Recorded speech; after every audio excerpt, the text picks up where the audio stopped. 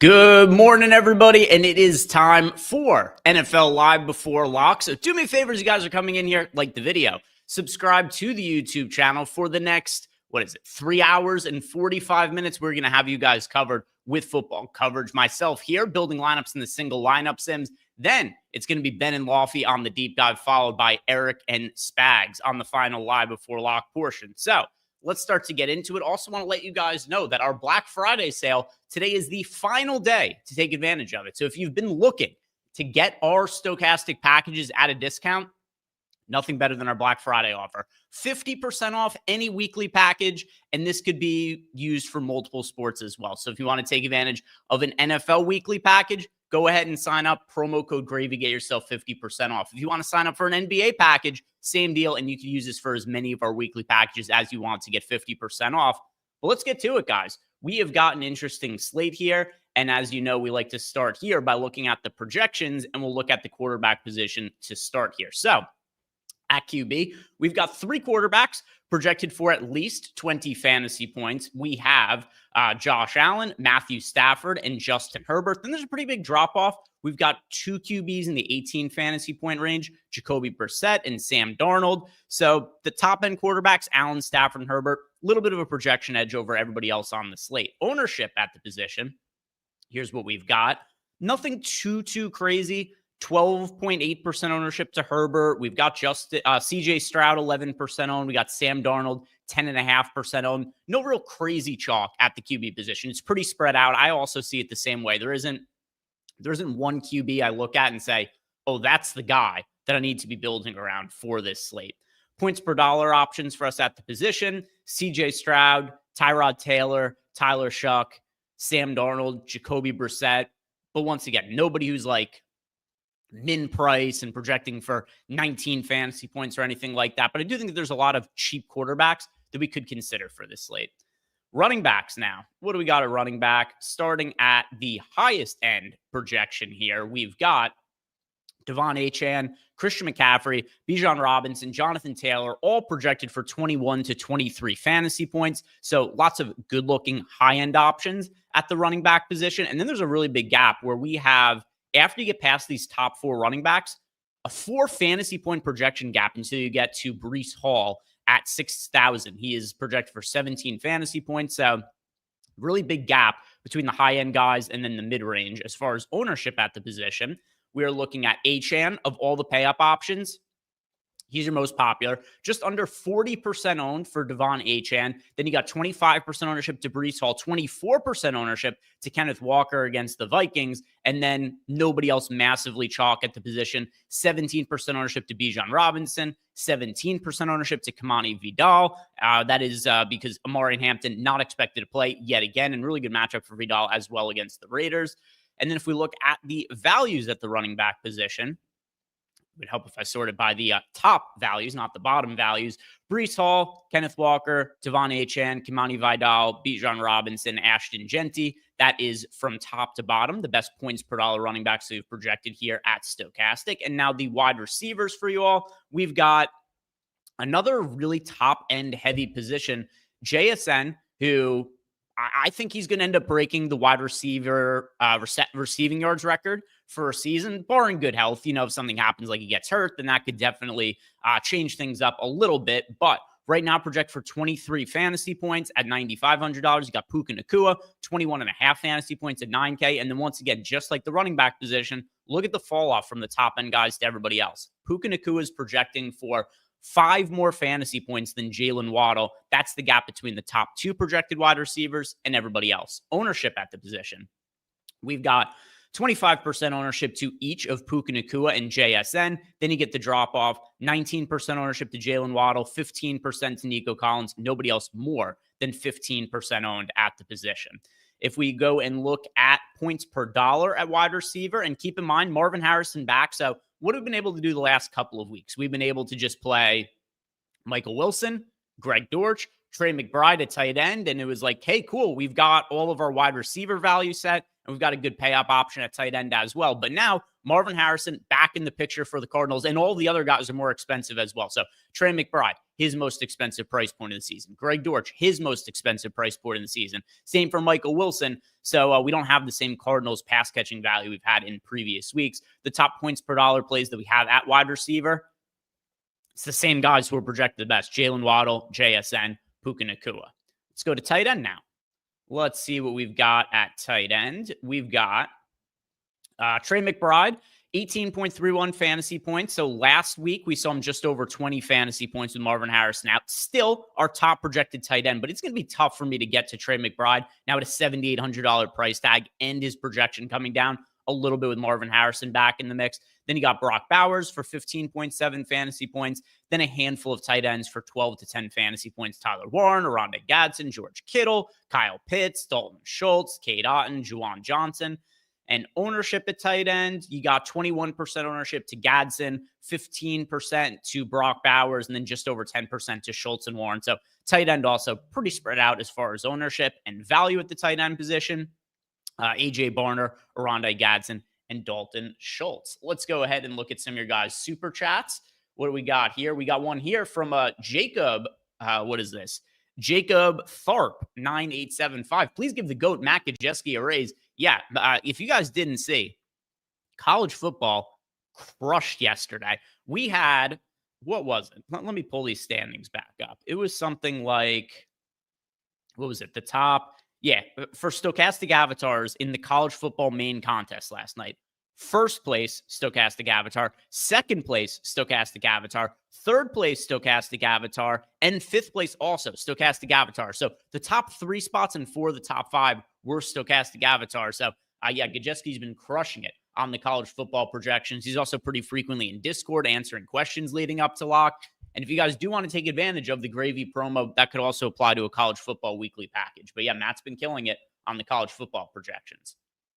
Let's see. We got here from Alexander Williams. Greg, was that me? Yes, I did win the NBA Mini Max on Friday. So thank you, Alexander. A little bit bittersweet for me because, just holidays. I've got a lot of family over at the house. So when I do the shows, I like to play to some extent, but sometimes I won't go as heavy with my volume if I just have other things going on in my life. So one thing that was at least obviously was happy to win the tournament, but I didn't play the main tournament, which I would normally play when I'm 150 maxing just because I had some other family obligations and I would have won the big contest that day too, but never going to be upset with winning any sort of GPP. But thank you for the super chat there, Alexander. All right, let's start building out lineups now. And I mean, there's so many different directions that we could go in this slate with lineup builds. I don't have one quarterback that I like way more than everything else, but let's start with this. Let's just start with a Sam Darnold skinny stack to JSN. I think this is going to be a slate that even more so than any other one that we're going to want to pay up for wide receiver for this week. We just don't have, like I mentioned before, we don't have like a Michael Wilson cheap wide receiver or anything like that. So I'm probably going to be pretty apt to try to get up to JSN or Puka Nacua where I can. So let's go Sam Darnold to JSN. I don't want any run backs from the Minnesota side of this game. I mean, the offense was bad enough with JJ McCarthy, and now we're going to another young quarterback here who we have pretty much no information on in Max Brosmer. I doubt anybody can be that much worse than what JJ McCarthy has played as of late, but either way, I'm not looking to get any run backs from the Minnesota side of the game. So let's go ahead, just go to Sam Darnold to JSN, and then we could fill this lineup out with just some of the other players who are projecting the best in our data or just guys that I overall like the most. So at running back, I do want to plug Kimani Vidal in here. Vidal, we were talking about him on shows throughout the week as being somebody who, if we do get Amari and Hampton out, he was going to look really good. Just earlier in the week, it looked like there was a decent chance Hampton was going to end up playing. But now that is not the case, Vidal, good matchup against the Raiders, solid price point of $5,700. Definitely somebody I'm going to want exposure to. Definitely also a good source of salary savings with the modest price point there. Let's see. Who else do I want to plug in here at running back? Let's just go HM. Running the Sims, even though we got him projected for the just under 40% ownership, he was showing up in 60-ish% of lineups for me. So even with the high ownership, looks like he should be even higher owned, Devon HM. Some of the cheaper wide receivers, let's plug in Waddle here. I don't mind going to Waddle and Achane in the same lineup, even if it doesn't have Tua. That's totally fine by me. We could also try building out lineups that have Tua with Achane and Waddle. I'm actually kind of curious. Where do we have Neal projected? We've got, I'm probably going to give Devin Neal a little bit of an ROI boost when I run everything through the Sims. So no Alvin Kamara this week. And one thing that really interested me about Devin Neal is we've seen in the past a lot of targets in the passing game go to Alvin Kamara. And for whatever reason, it just kind of dried up this year. I think that reason tends to be that the Saints have sucked this year and the quarterback play has been bad. But Tyler Shuck has increasingly looked more competent as he's gotten more reps at quarterback. And then we saw last week in a matchup against the Falcons, 7 targets for Devin Neal. Kamara got hurt it was like midway through the second quarter of that game. But Devin Neal is somebody who I do have a good amount of interest in as a contrarian option at 5K. So I'm not sure if I'll plug him into this lineup individually. I might actually try building a Tua lineup out in a little bit and use him as a run back. But just want to point out that I do like Devin Neal as a contrarian running back option right now. All right, so we've got not a lot of salary to spend here, just $3,500 left. All right, so we're going to have to get cheap. So let's find a cheap defense to plug in here. Who's projecting best for us for cheap? Let's sort by value. The Jets at 2,400, the Titans at 2,200. Sure, let's just go Jets at 2,400. And then we've got wide receiver, tight end, flex remaining. All right, what's a viable cheap wide receiver? Wide receiver on the cheap end. Let's see. We could go to, I'll just show the players we could afford on the cheap end.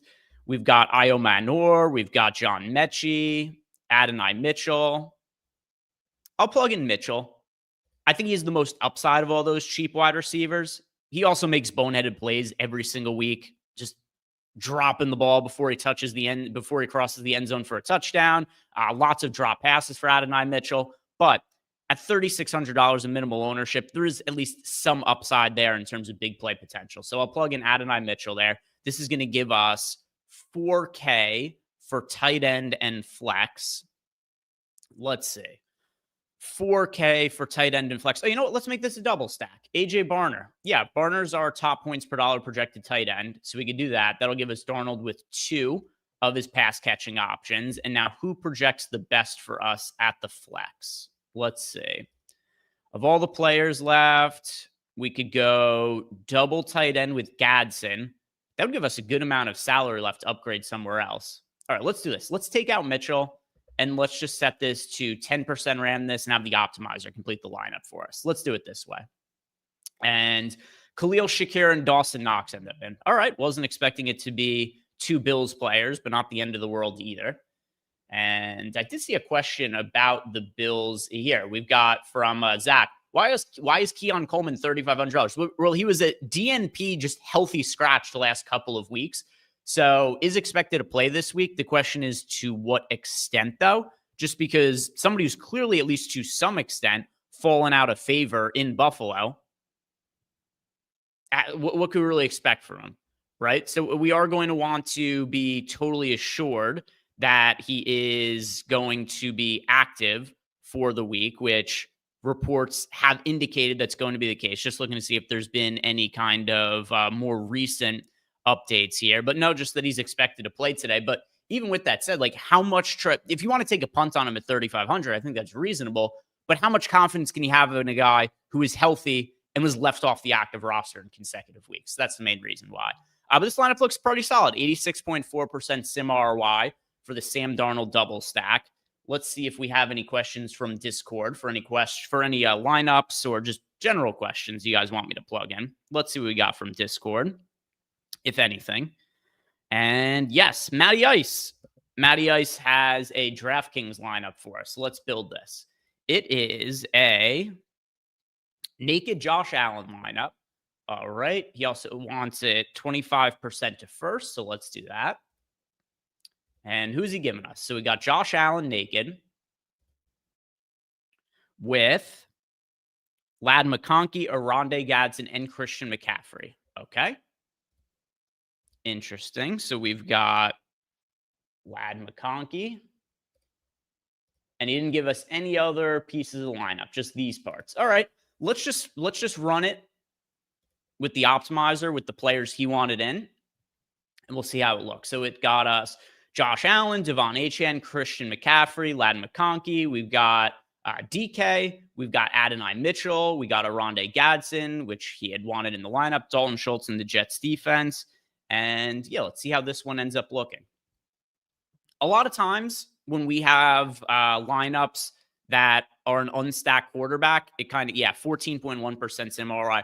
It is often hard to have lineups that are unstacked that project super well for us, unless it's somebody who's really cheap with rushing upside. Like if you remember Marcus Mariota, when he was the flat min, the first game he took over for Jaden Daniels earlier on the season. This was Daniels' first injury. It was a matchup against the Raiders, if I remember correctly. This is when Jaden Daniels dealing with the banged up knee, and Mariota ended up having naked lineups that projected really well. Other than that, it doesn't happen all that often that we're going to see lineups that are naked that look pretty good. So that's one thing that's going to be inhibiting you a little bit here. If you were to plug in maybe Dawson Knox or go to Khalil Shakur, I think that can make the lineup look better. But you did want it to be naked. All right, what do we got for super chats here? We've got Nicholas Johnson. Which wide receiver are we fading today? So, I mean, there's a lot of wide receivers on the slate. Do you mean like what is my least favorite popular wide receiver? Which there aren't that many popular wide receivers. Like you go ahead and look at our ownership projection. Puka Nacua is 25% owned. JSN's 25% owned. We don't have a single other wideout north of 20% owned.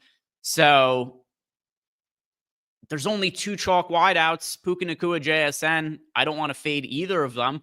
I'll put it to you this way. If you're playing one lineup and you could only roster one of these wide receivers, I prefer JSN to Puka. But over the course of a bunch of lineups, I don't think you should be outright fading either of them. And then as for everybody else on the slate, just nobody is all that popular to the point where I think there's some sort of real massive advantage by getting off of them.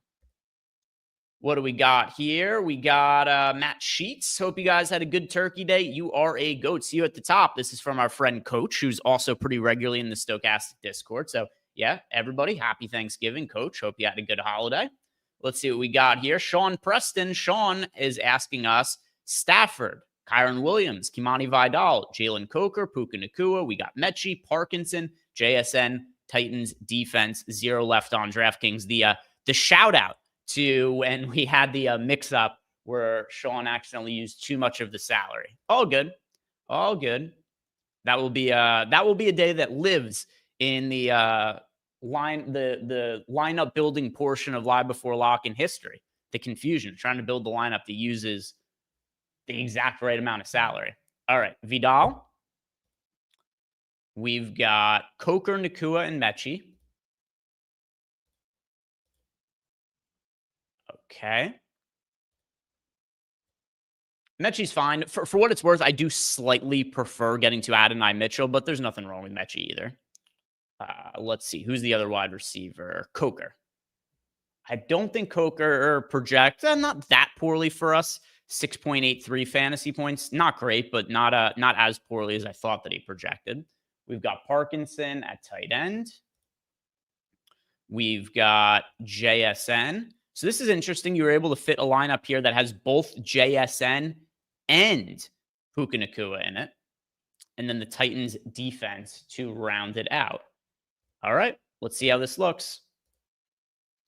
Matt Stafford triple stack. Stafford with Kyron Williams, Colby Parkinson, and Puka Nacua. Let's see how this looks. We might have to make some adjustments. Potentially. Maybe not, though. Not terrible. 8.4% sim ROI. I do think that maybe if we removed, let's see if we took Kyron Williams out of the picture. I'm just kind of curious. If we took out these three, we'll leave it mostly the same, but let's try taking out Kyron Williams. We'll try taking out, who else did I remove there? I took out Mechie, and then I took out JSN. I'm just curious if we took those three guys out, kept your rest of the stack the same, and then optimized around it. So we get Breece Hall, we got Gadsden, and, JSN stayed in. So this was just a 2-for-2 swap. All that changed was we got Gadsden and Breece Hall instead of the Kyron Williams. Let's see how this looks instead. Just swapped out two players. Let's see if this looks better for you, Sean. I have a feeling it will a little bit. Or a lot. 58.1% sim ROI. Cool. All right. Didn't have to make too major of changes, and we got the lineup looking much better in our data. Thanks for the super chat, Sean. Let's see if there was any other questions in Discord. One from Money Maj 940. Am I blocked in the YouTube chat? I can't see my chats. I have no way of knowing. Money Maj. Maj, what is your YouTube handle? I'm looking to see if I see your question. Just throw it into the YouTube chat. But it's really hard to see if you're blocked, particularly because the way it works on the YouTube backend, if somebody gets blocked, which can happen by mistake sometimes, there is no particular order that YouTube puts it in. It's not in like order of most recently banned. It's not in alphabetical order. It's just a list of like thousands of names that show up in our YouTube backend. So I can't remember ever banning anybody other than just every once in a while somebody just like overtly racist in chat. Other than that, I really don't ever ban people. So I did not ban you. But yeah, somebody in chat said make a new account if you have to. But yeah, I don't see any hidden messages or anything like that in chat. All right, so let's go over to FanDuel. Haven't built out a FanDuel lineup yet. Typically, most of the questions we get asked are for DraftKings, but always want to try to make some lineups for the FanDuel people as well. So let's make a lineup over on the FanDuel side of things. And one stack we have not made yet, Justin Herbert. So let's go Justin Herbert, and I want to pair him with Oronde Gadsden. And let's go to Ladd McConkey too.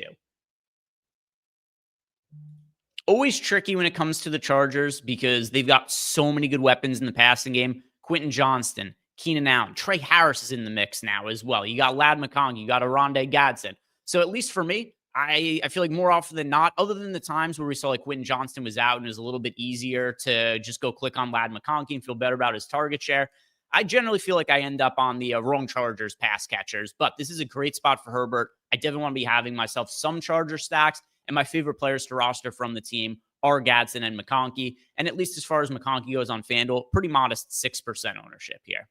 All right, so let's try to build around this. Let's see. I don't really need a run back from the Raiders. Let's go to running back, sort by some of the top values here. Achan's 8,700. We could also put Vidal in the lineup, although they already have got McConkey and Gadsden. Maybe on DraftKings, I could do that with a triple stack of the Chargers. I'm less inclined to do that over on FanDuel. Let's go to Breece Hall at 7,400. And then we'll go Achan as well at 87. Let's go to a cheap defense. Dolphins, sure. Why not? What does it matter? It's defense. Something random is going to happen where a defense is going to score a touchdown on like a triple fumble or something like that. It's always unpredictable. We'll just go to the Dolphins defense, cheapest defense that projects well for us. Then we've got two wide receivers and a flex spot. All right, so wide receivers, let's see. Let's plug in Shakir at $6,300 over on FanDuel. And then we'll just complete the lineup for the final two spots, see what projects the best. What showed up? Io Manor. Vidal still showed up in the lineup. All right, let's try to take Vidal out manually and see what we could get to instead. I mean, he projects so well for us to where the Sims are just trying to... Yeah, I mean, I get why. He's projecting for 3 more fantasy points than the next best option in the flex spot. All right, is there something else we could do here? Wide receiver. What else could we do? What if we take the defense out and complete the lineup? Will this give us a non-Vidal? There we go. All right. Oh, it's still Dolphins defense, but now we got instead. All right, Kyle Pitts, Shakir. Cool. Let's run this. Let's run this and see how it comes out. By the way, shout out to Cameron Hart in chat there. Look at this. Cameron Hart, I tied for second in the Millie and won some other contests, 30K in the last 3 days. What do I have to do to Twitter to claim a free sub and Sims? I don't have Twitter and don't want it. All right. Well, you're going to have to get on Twitter. Here's what you do. First off, make sure you're playing with the Stokastic Avatar, whatever site you're playing on, whether it's DraftKings, FanDuel, Yahoo's Owners Box, wherever it is. And then when you win one of those GPPs or coming towards the top, tweet at us at Stokastic_HOF And then what we're going to do is we will amplify your win. We'll put you into our Hall of Fame. So you'll be on some of our Hall of Fame slideshows that we do on the course of shows. And then you reach out to support at stokastic.com, and we hit you with a free sub. But you do have to be on Twitter to send us the win, because otherwise there's no way of us knowing that you won, right? We don't just like know by osmosis that somebody won a GPP. We'll see them at the top of the standings with the avatars, but we don't catch 100% of them. There's not like some sort of automated system that lets us know somebody with a Stokastic avatar won a GPP. So you are going to have to make an account, take a screenshot of the win, and send it to us, and then we'll get you hooked up with the free sub. But for everybody, you want a chance to win free stuff? Just play with the Stokastic avatar.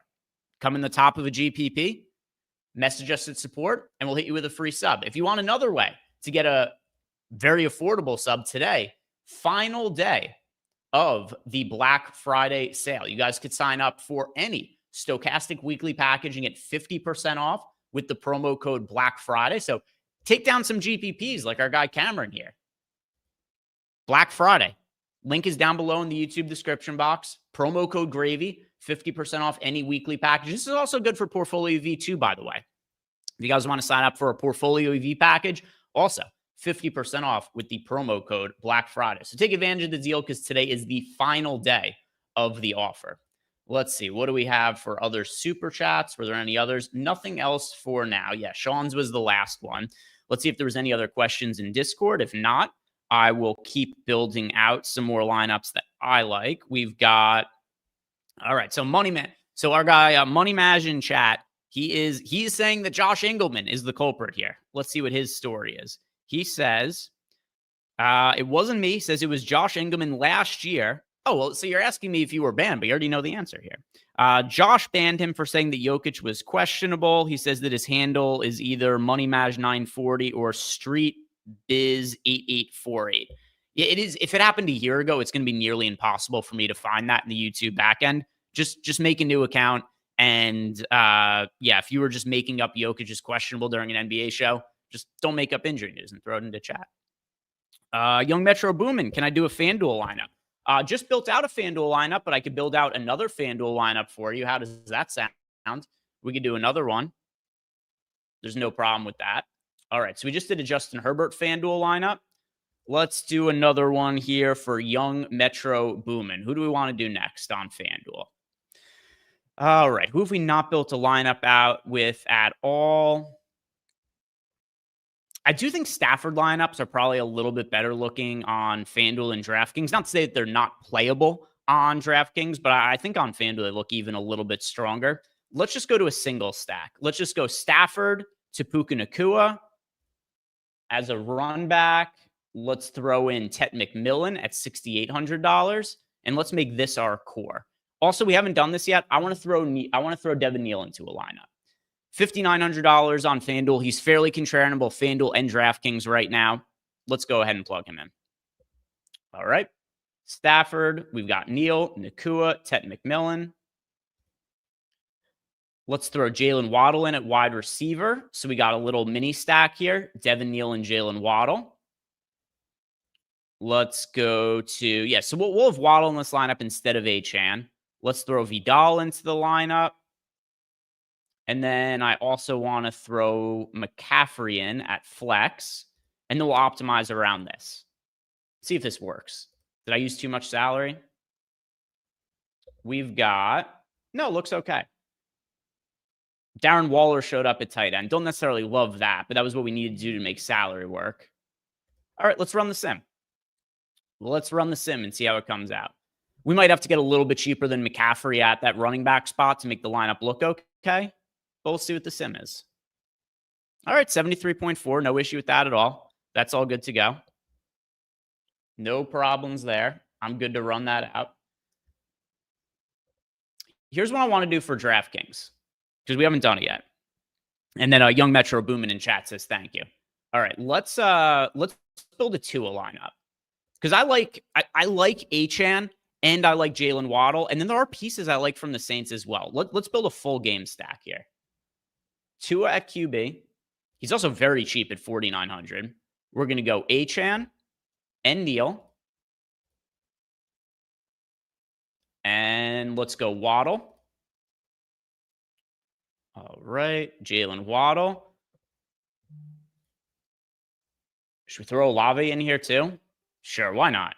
Let's go Olave in the lineup at 6,400. So now we've got Tua, Achane, Neal, Waddle, and Olave. Let's just optimize around this game stack and see how it ends up coming out. Who else is in the lineup? So we got Kenneth Walker. We got Gadsden. Egbuka's in the lineup. All right. I don't hate this. Let's see how it looks. I'm curious. 22.2% sim ROI. Oklahoma in the chat says, show us the 400 plus ROI stacks. Those, unfortunately, are not going to exist. I wish I could just build lineups that were expected to have a 400% ROI, but that's easier said than done. Dazed in the chat wants to know if I'll be taking any shots on Max Brosmer. I will not. But let's try to build a lineup and see how it looks, because maybe the data could convince me otherwise that it is a lineup worth building. But there's a lot of just reasonable, cheap quarterbacks and stacks to make on the slate. I just can't imagine going to Brosmer. Like, what would this look like? So we go Brosmer, JSN as a run back, Jefferson. Let's just complete it around these three guys. I'm not massively interested in this as a lineup build. So we'll put the game stack in, optimize around. It gave us Achane, Vidal, Jaden Higgins in the lineup, Barner. All right, so we got another piece of a game stack, Bowers, Jets defense. Maybe I'll be proven wrong, but I just can't imagine these lineups are going to come out looking all that well. But we'll give it a whirl. 21.6. It's better than I thought it was going to be. Doesn't thrill me, though. Doesn't thrill me. I do wonder what what's the actual ceiling of a Max Brosmer lineup? Because I don't think the Vikings are going to let him take a ton of shots downfield. The Seahawks also have one of the best defenses in the NFL. So just by playing some of the top points per dollar plays in our projections around the stack, we're able to make it, not like negative. But I think that's probably the ceiling of a Brosmer lineup in our projection is going to be like a min cash. I don't think there's going to be anything that looks too much better than that. Also, by the way, if you guys haven't done it yet, like the video, subscribe to the YouTube channel, and then also, if you guys have not checked out Tails, what are you waiting for? You can either download the Tails app or go to tails.bet. You're going to find a ton of free bets over there. I post free bets. Lofty posts free bets. Ben, Eric, all the guys that are here, you'll be able to find some free bets from us. Then we got some great guys behind the paywall as well, like Mitch, DFS and Donuts. We got DK, DFS. So head on over to Tails or just go to tails.bet in your search bar. Play some free bets, win some money, and then when you do and you're enjoying the experience, do us a big favor and leave us a nice 5-star review. 5 stars, maybe you also write up a couple of nice sentences. That is something that's going to push us in the App Store algorithm, and then it gets recommended to more people. Then we're able to, generate a little bit more revenue on the app, and then as a result, we can make it an even better experience for you guys. So if you're enjoying Tails, please do us a favor and leave us a nice review. It is massively helpful for us. That's a way that you could help support our free content without spending a single penny. So go ahead and do that for us. It would be a massive, massive help. All right, we've got another super chat for a lineup here. This is from Deep Balls Deep. So he's going both nuts, but this is as deep as it gets. Both balls. And Tua, Achane, Neal, Waddle, JSN, Adonai Mitchell, Barner, Vidal, Browns defense. All right. Not too much different from the lineup that I built out before. Tua, Achane, Neal. So I guess the one difference, I had Olave in that lineup. He does not have Olave in this lineup. And Waddle, JSN, Adonai Mitchell. Also, this show is one of my favorite parts of the week, just to build random lineups and just see how they sim out. It gives me a good idea of what it is I actually want to play and look for when I build my lineups in the Sims, and maybe some potential things that I want to either give positive or negative ROI boosts to. Sometimes you guys build lineups that I don't consider at all. They end up simming out pretty well, and then I'm like, I should probably get some more of that in my set of lineups. Vidal and the Browns.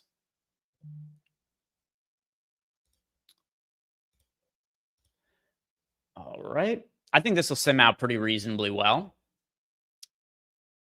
This actually might do better than the Tua lineup that I built. I think the Tua lineup I built had what, like a 25% sim ROI? About the same, 21.2. All right. I guess we're kind of capped in our projections on the Tua lineups at like 20 to 30% sim ROI. We're not getting ones much higher than that. And no other lineups that were submitted to us from chat. So I can go back to building some of my own lineups that I want to check out. All right. Who else is somebody that we haven't gotten to on the slate? CJ Stroud. Let's check out Stroud lineups. So I get the matchup is tough against the Colts, but CJ Stroud is 5K now. But this is such a cheap price point for CJ Stroud relative to where we've seen him in other years. And then also, it stands to reason the Texans probably going to be playing from behind this game, might have to throw the ball a little bit more. I like Stroud's Nico Collins stacks. I do like that. Let's see. Is there anybody that I really like from the Colts as a run back?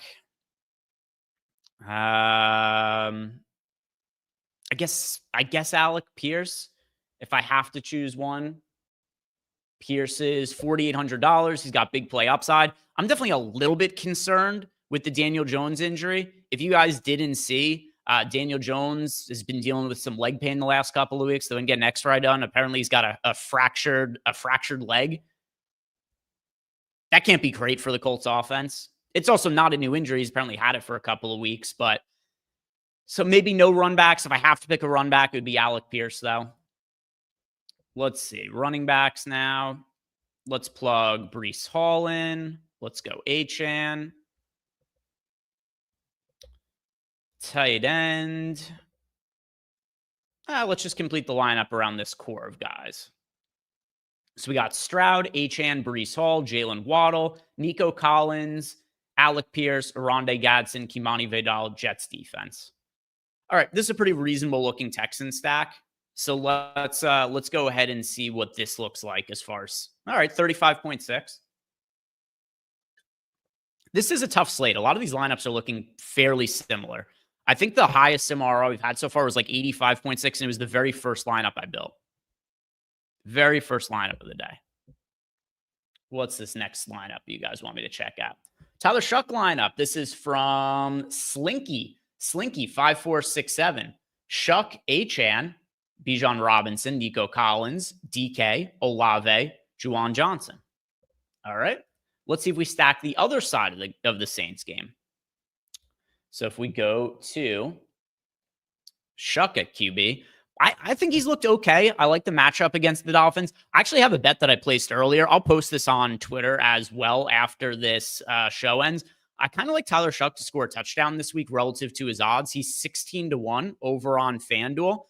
He's a really big athletic quarterback. He's mobile. He can run a little bit and seemingly willing. Last week, what was it? Yeah, 7 rush attempts for Tyler Shuck last week.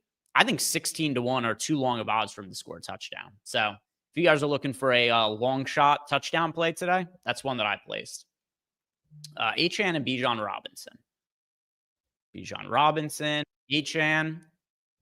We've got Nico Collins, DK. And who else? You've got Olave as a stack partner. I dig it.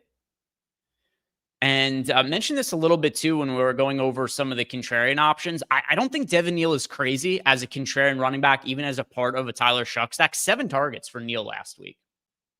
Juwan Johnson. All right, so you still do have the double stack. And nothing else. So we'll just have the optimizer complete this for us. AJ Barner and the Seahawks defense ended up filling up the final 2 spots with the optimizer. Let's run this. We haven't seen a Tyler Shuck lineup yet. Yeah, Zach in chat saying Taysom Hill 3 TD games. Yeah, that's usually how it ends up working out if you bet anybody on the Saints. So a couple of things. If you bet anybody on the Saints to score a touchdown, Taysom Hill vultures them, or they just get tackled at the 1 and Taysom Hill ends up scoring, or the other thing ends up happening. Alvin Kamara, super chalk on the DFS slate. Not relevant to today, just a general example, but something that's happened in the past. Alvin Kamara will be really popular on a DFS slate, and he'll end up scoring like an okay 15 fantasy points, but Taysom Hill scores 2, like 1-yard touchdowns and just kind of ruins the slate. But yeah, Slinky, that looks okay, that Tyler Shuck lineup. We've got, the real Alabama Jones getting risky here. Playing the real Alabama Jones is playing Daniel Jones with his broken leg. Also, something else that was crazy to me about the Daniel Jones thing, we saw this as part of, I think Rappaport had tweeted it out.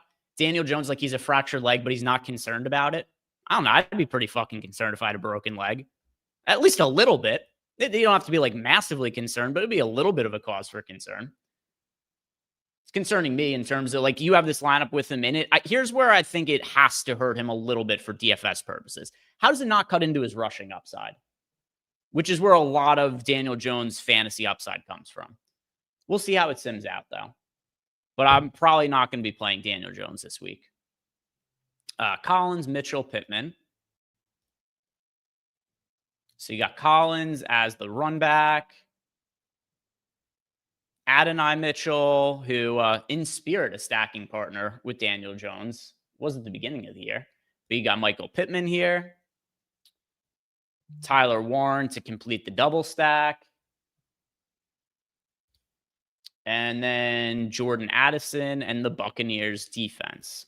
All right, see how this comes out. We have not plugged in any Daniel Jones stacks yet. For reference, he's projecting for, we don't have him projected that poorly, just under 16 fantasy points at $6,300. So it's not a terrible projection. But we'll see what the Sims have to say about it. And then what's the next lineup in here? Another Matt Stafford stack from Jeff Williams. Negative 34.9% sim ROI. All right, so we've been pretty consistent seeing a lot of stacks in like the 20 to 30% range. This is the first super negative one we've seen. I think it's just going to be tough to build good lineups that sim out well with Daniel Jones. All right, now Jeff's lineup. Matt Stafford with Achane and Genty. And who else? All right, Adams.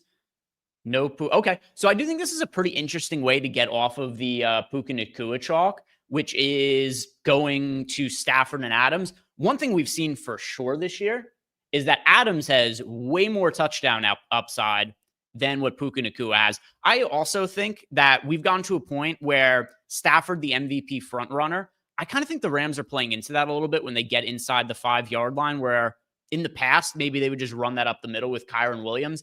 I think to try to give Stafford a better chance of winning the MVP, I don't think it's a coincidence that his MVP odds have correlated with them throwing a ton of 1-2 yard fades to Devontae Adams in the end zone. I think it's an interesting pivot. We've got Adams, 11% owned compared to the 25% ownership on Puka Nacua. I like that as a leverage option. Lad McConkey. And then you've also got Parkinson in here. And the flex, Juwan Johnson, and then the 49ers defense. Where's Juwan Johnson? Oh, here he is. Juwan Johnson and 49ers. All right. Is this the last lineup? We've got one more lineup, and then we're going to hand it over to the guys on the deep dive. So, Vic David, I see your lineup. That'll be the final one we sim. So, negative 2.6% sim ROI for you there on that lineup, Jeff. Let's make a couple of quick changes. Let's take out the 49ers defense and Juwan Johnson. And let's just see if we just take out those two guys and complete the lineup. What do we get instead? Mechie. And then the Jets defense. All right, let's see if that sims out a little bit better. Just took out two players. Kenneth Walker got thrown into the lineup. My bad. 41.9% sim ROI. So instead, Stafford, Achane, Walker, Adams, McConkey, Mechie, Parkinson, Genty, Jets defense. Very minor changes, but gave you a way better sim ROI. All right, finally, last lineup of the day, and then we're going to hand it over to Laffy and Ben for the deep dive. Vic David, it is a Sam Darnold stack. We've got Darnold, Warren, ETN, JSN, Higgins, Mitchell, and Barner. All right. See how this one comes. Are we going to finish on a high note here? I hope so. I do think you putting too much in projections on the table at running back, and I think that's probably going to end up hurting the lineup, though. We've got ETN for 15 fantasy points at 6,500. We've got Warren at 13 fantasy points at 6,300. It's not that these guys are altogether unplayable, but together, you're leaving a lot on the table by completely avoiding all of the popular options. Jaden Higgins at 3,900. You've got Adonai Mitchell and AJ Barner. Let's see what we could do with this. Complete it. You still got the flex and the DST open. We got in the lineup Puka Nacua and the Jets defense. All right, let's see if this comes out okay. I hope it does. What are we going to do? 21.3. All right, that's fine. Not too bad. I thought it was going to be negative, but we did get to finish with a positive lineup. So, guys, thank you very much for watching. If you have not done yet, like the video, subscribe to the YouTube channel. Remember, this is the final day of the Gravy promo. 50% off any Stokastic weekly package. 50% off OddsShopper Portfolio EV. All you have to do is sign up, link down below in the YouTube description box, check out the promo code GRAVY in all capital letters, and you get yourself 50% off. Now, don't go anywhere. Next hour and a half, Ben and Lofty on the deep dive, followed by Eric and Spags on Live Before Lock. Good luck today.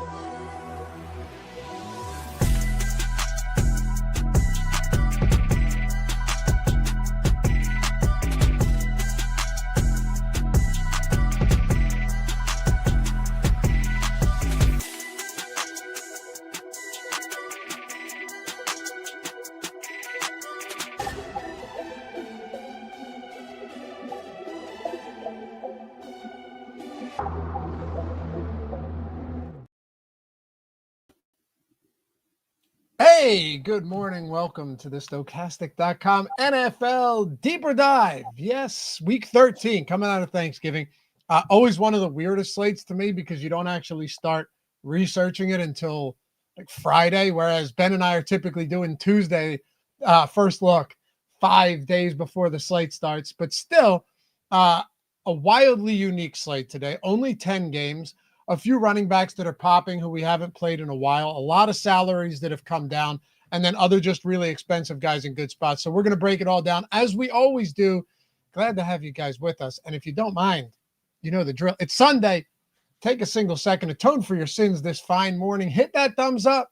Subscribe to the channel. We're at 195 likes, Ben. I mean, okay. I don't know. Little post-holiday hangover. We'll get that corrected.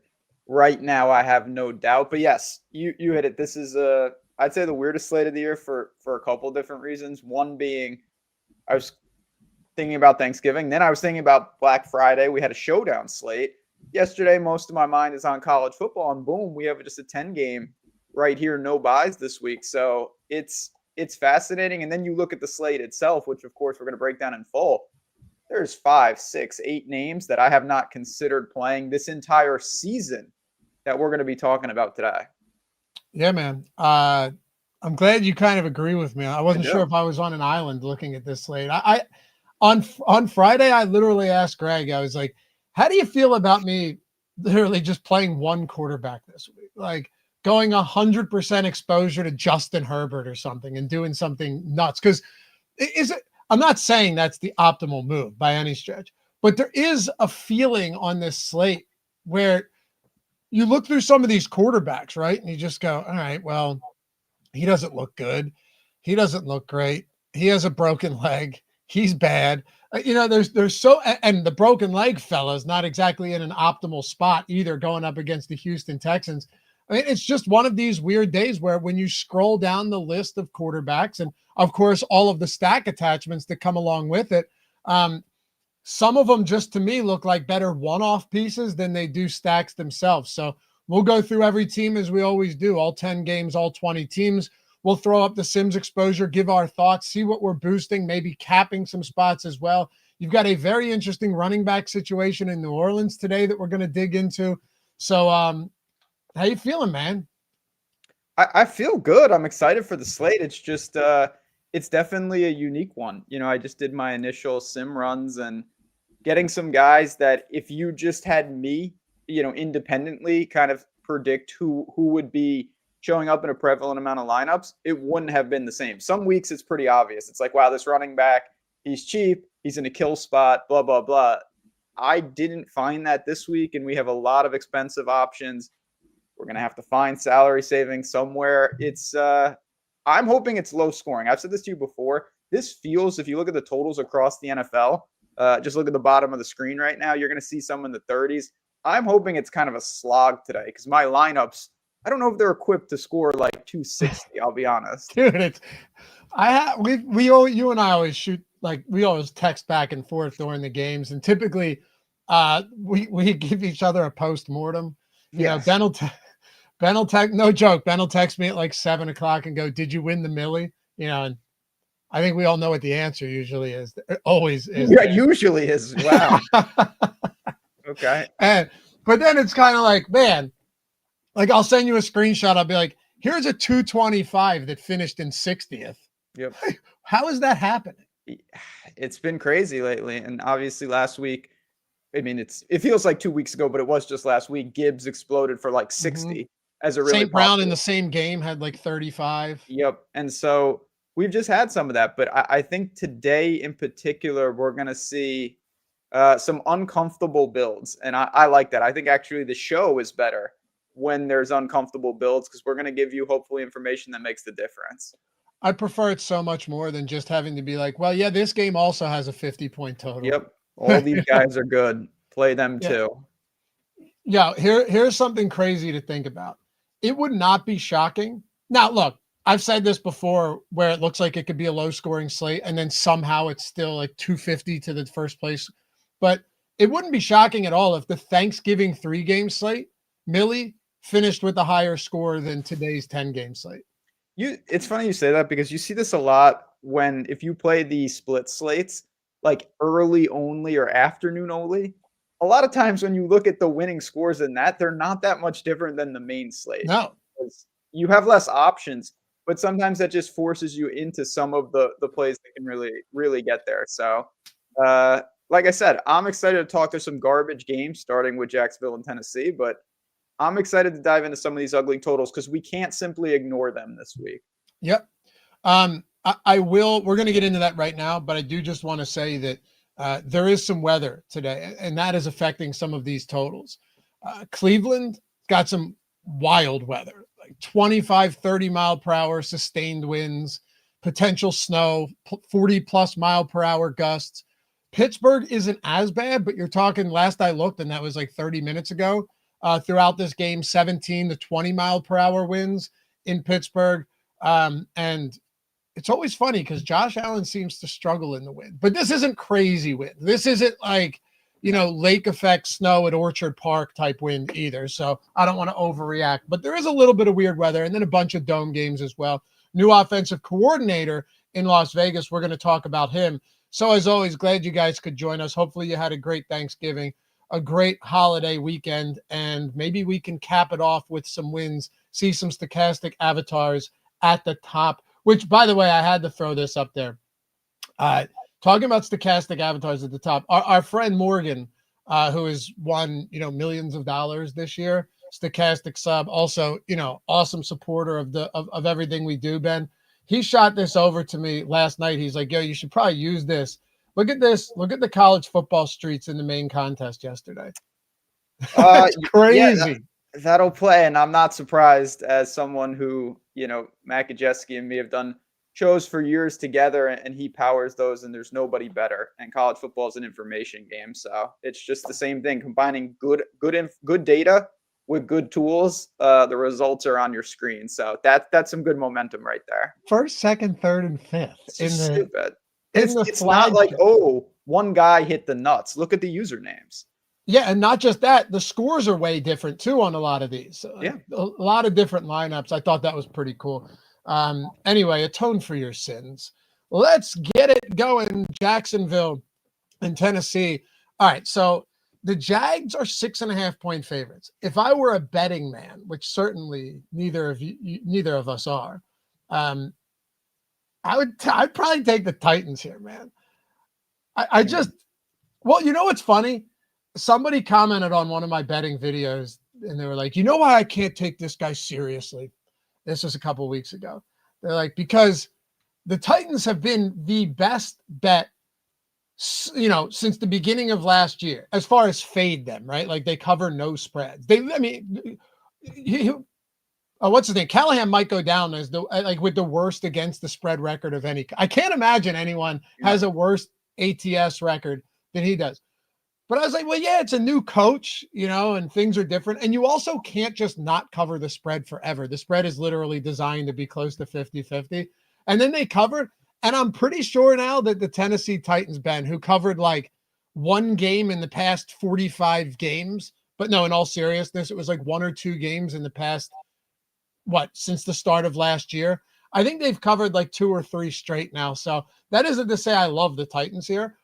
There is one thing I like, and we'll get there, but I need to know where you're at on the Texans or the Jags today, because this is just not a team that I'm really in love with. And the Sims, for the most part, are agreeing with me. Yeah, I mean, I can't talk about the Titans in a betting situation because me and the Titans don't get along. We just can't get them right. I will say this, though, from a DFS standpoint with Jacksonville, yeah, they're a healthy favorite, sure. I don't like the build, though. I'm someone that tends to get to Trevor Lawrence more than most. Played him last week as well, and it's always a little clunky. You've got Brian Thomas. The only guy, though, he's Travis Etienne. Yeah, I do think okay. He's in a good spot. He's in my anytime touchdown parlay over on Tails. I do think he's got that. And we've seen, it's this balancing act. He is getting pushed from Tootin. There's no doubt about it, but he's coexisting just fine. And that's okay. Like, you can have a backup running back that has a role as long as you have a role yourself. And they've been more than willing to give Etienne work. And so I feel fine with him at 65 as a 6.5-point favorite. But that's about it. I don't like the Jags stacks today. It's mostly a pass for me on Jacksonville. I agree. Yeah. Also, the Titans have covered every game since Callahan was fired. That's kind of funny, right? That's just stupid. All right, hold on. We got to put this on the screen. Oh, no. You know what? That's not true. I'm wrong. I forgot that he was fired more than a few games ago, but they've covered 3 straight. They're hot. Michael, I hope I don't butcher if that's your last name. Moisen? I don't know why. I got a feeling Ben's going to get a nice win today. Got to throw it out there. That's what I'm talking about. If and when I win, get in touch with me, and I will comp you something good. Thanks, Michael. Appreciate it. Now, hey, listen, the guy just goes with the vibes. I mean, okay, cool. Yeah, nice. Yeah, that's right. Gabriel, can we get a 1 sim on FanDuel with Jonathan Taylor and Puka Nacua? I can try and do that later when I can try. I guess you're talking about, like, we could do the single lineup sim. I could pull that up in a little bit, but then I lose everything I have here. I could pull the single lineup sim up on another tab in a little bit. Not right now, though. I appreciate the super chat, but we just got started. On the Tennessee side, look, there's not a lot that you're going to get excited about. I'm over here saying, yeah, well, they've covered the 3 straight. They did this and that. I do actually think Cam Ward is improving, Ben. And there's one thing that stood out to me. I actually bet the over on his rushing prop. So the last 2 games, he has 70 combined rushing yards. I know he's not a rushing quarterback, but he's also athletic enough to move. And when asked about that after last week's loss to Seattle, Mike McCoy was like, yeah, that's been the next step in his progression, in the evolution of Cam Ward. And I was happy to see that. taking the free yards when they presented themselves. And he's like, we've been pushing him on that and pressing him on that for a few weeks now. So to see that, like, we may be getting closer to Cam Ward being a viable option that you can stack. The problem is it's like Chimera DK, it's Alec Iomanner, these type of guys. I don't think they're out of play today, though. I really don't. This is the first week. This is actually the first week. Thanks. See, you got some people in there that are coming to the rescue for me. Common pennies, what is that? DD and R? Is that, or is it D Dander? I don't know. But this is the first week in honestly a long time where I could see myself getting to some dirt cheap Tennessee options. And the Jacksonville secondary, they've given up some really big games to opposing passers. So it's not exactly outside of their pass rush, which can be pretty good. This is not a Jacksonville secondary that is formidable at all. They allowed 271 passing yards to Jacoby Brissett. They allowed 281 in that loss that they should have won to Davis Mills. They allowed 274 to Geno Smith. This is just 3 of the last 4 games, by the way.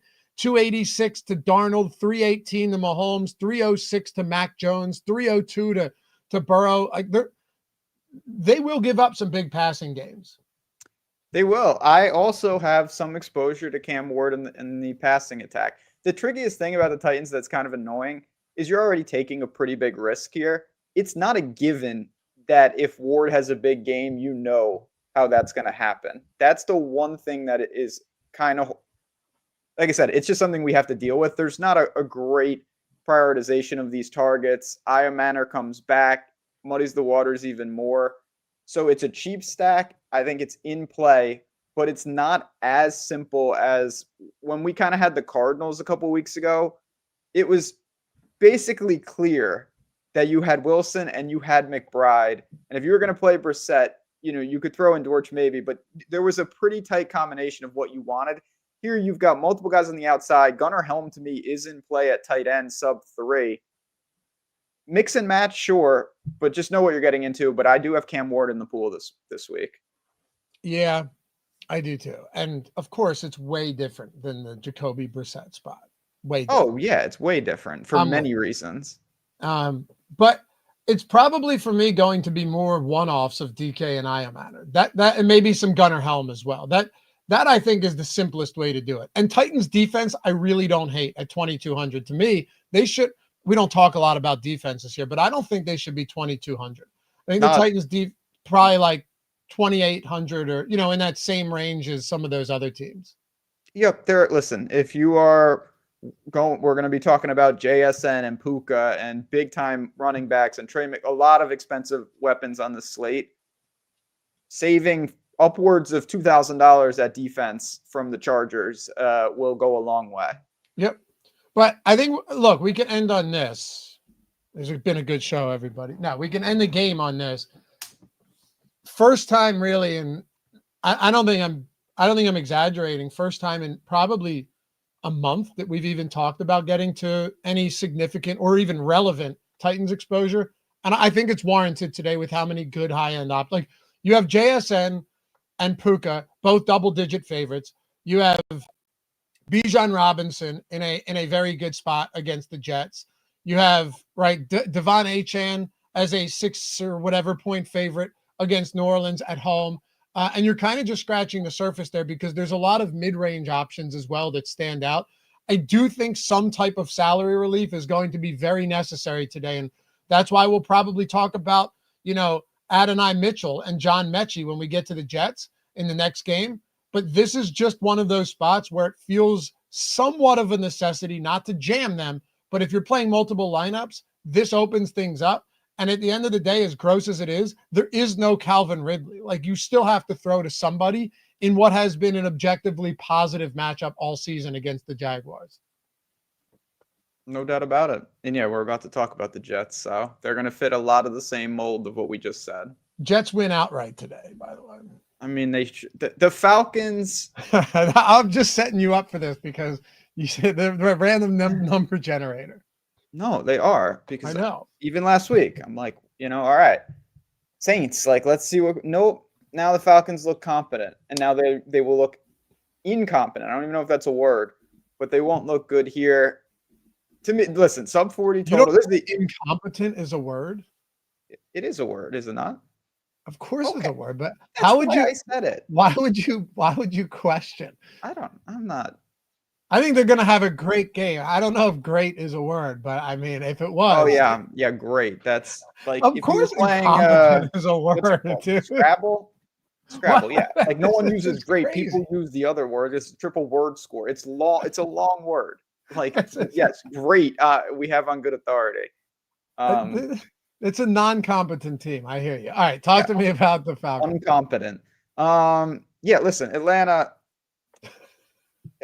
Obviously, they had personnel issues, and they continued to do. The team I thought would have more problems without Drake London, no doubt about it. And maybe, listen, they're an irrelevant team, so it doesn't really matter in the grand scheme of things, but it does matter here.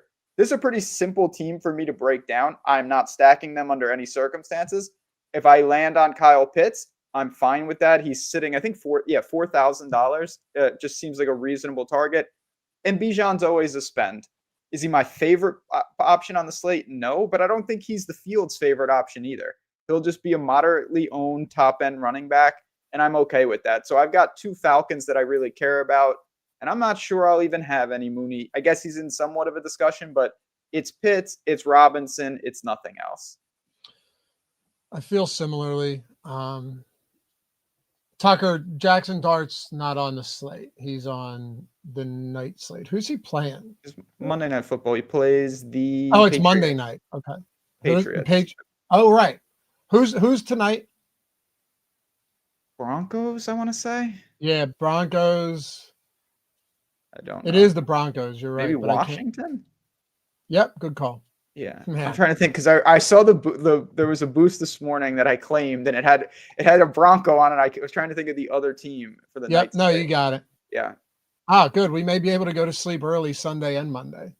Yeah, I mean, I'll be sleeping by the afternoon slate. These games or at least wish you were. Yeah. I don't know, dude. Like Eric Mullen says, please no Pitts. Eric, I'll be honest with you, man. I kind of agree with you. It is such a tough click. You had a decent game from Kirk Cousins last time out, but it wasn't earth shattering by any stretch. And he still, what did he have? He had Ben. He still had under 200 yards. God, I'll say this. I'm not really interested at all in a stack here because Cousins has zero rushing upside. And I don't really care only about rushing upside. He's $4,800. I'll happily play guys that don't run the football. But it is Bijan. Are you willing to get to that much Pitts today? The one drawback for me, is just that the position I actually think is really deep. Yeah, I mean, it's not anything where I'm forcing him in, but I'm going to have, I don't know. I'd say if we're projecting him around 10% owned, I'll be in that range, probably a little over. I'd say 15 to 20%, something like that. It's not going to define the slate, but he's in the pool. I still think he's got some upside, and I know it's been frustrating, but he's popping up a lot in my sim runs. And unless I do something to cap that, which I may do something, but I'm not as concerned. I know it's a frustrating player. If I land on him, I land on him. And I'm kind of with you on Mooney. He doesn't just supplant Drake London. He's not even close. They outside of one big deep play last week. When's the last time anyone's been able to get Darnell Mooney the ball all season long? It's tough. Could he do it? Sure. I think there are better options out there. Now, interestingly, Skull Crusher says X out the whole game. I certainly don't want to do that. I mean, I'll show you something right now that might surprise you. What do you think, Breece Hall, Ben? What do you think? What's that? It's a nice owl. Oh, yeah, you're an owl guy. I am. I have a snowy owl right over there. The Dumb and Dumber one? What do you think Breece Hall's rushing plus receiving is this week? 115. Oh, okay. So that's way higher than I would have thought. It's 100.5, but I want to put this in perspective for a second. looking at by the way, the free live odds tool over on OddsShopper, take advantage of that so you can shop the odds. Like if you wanted it, you could get it at other spots. 101 on BetMGM, 115. Okay, I would have not thought it was close to that. I still think 100 is high, and here's why. Not high that it shouldn't. I'm not betting this, but in the context of he's $6,000. Seriously, when's the last time you've seen a guy that's been the number one running back without any injuries or anything to take up? When's the last time you've seen a guy at $6K flat on DraftKings with literally 100 rushing plus receiving prop? I know the touchdown equity on a guy like Breece Hall typically isn't all that great. He's probably going to be plus money. I haven't looked.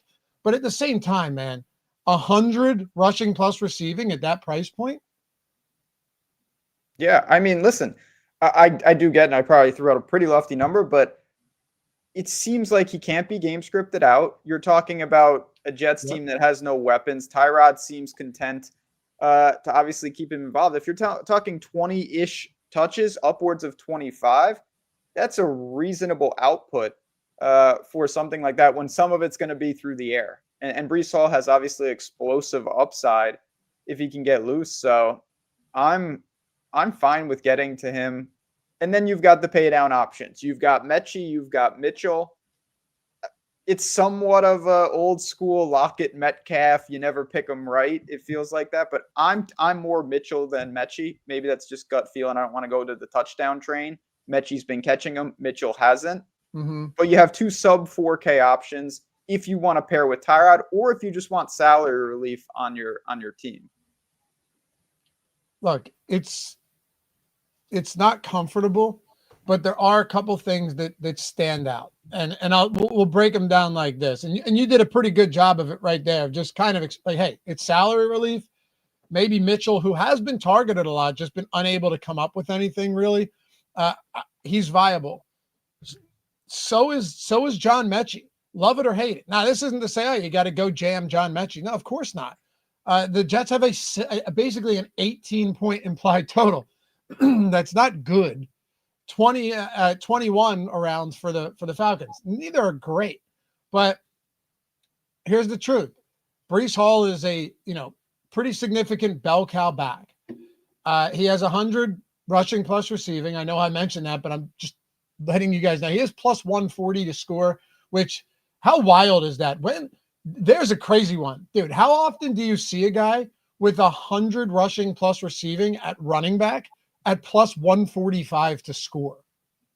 Yeah, I mean, that just shows that we're dealing with a bad team and a bad total. Yeah. But yeah. And also just a straight volume guy.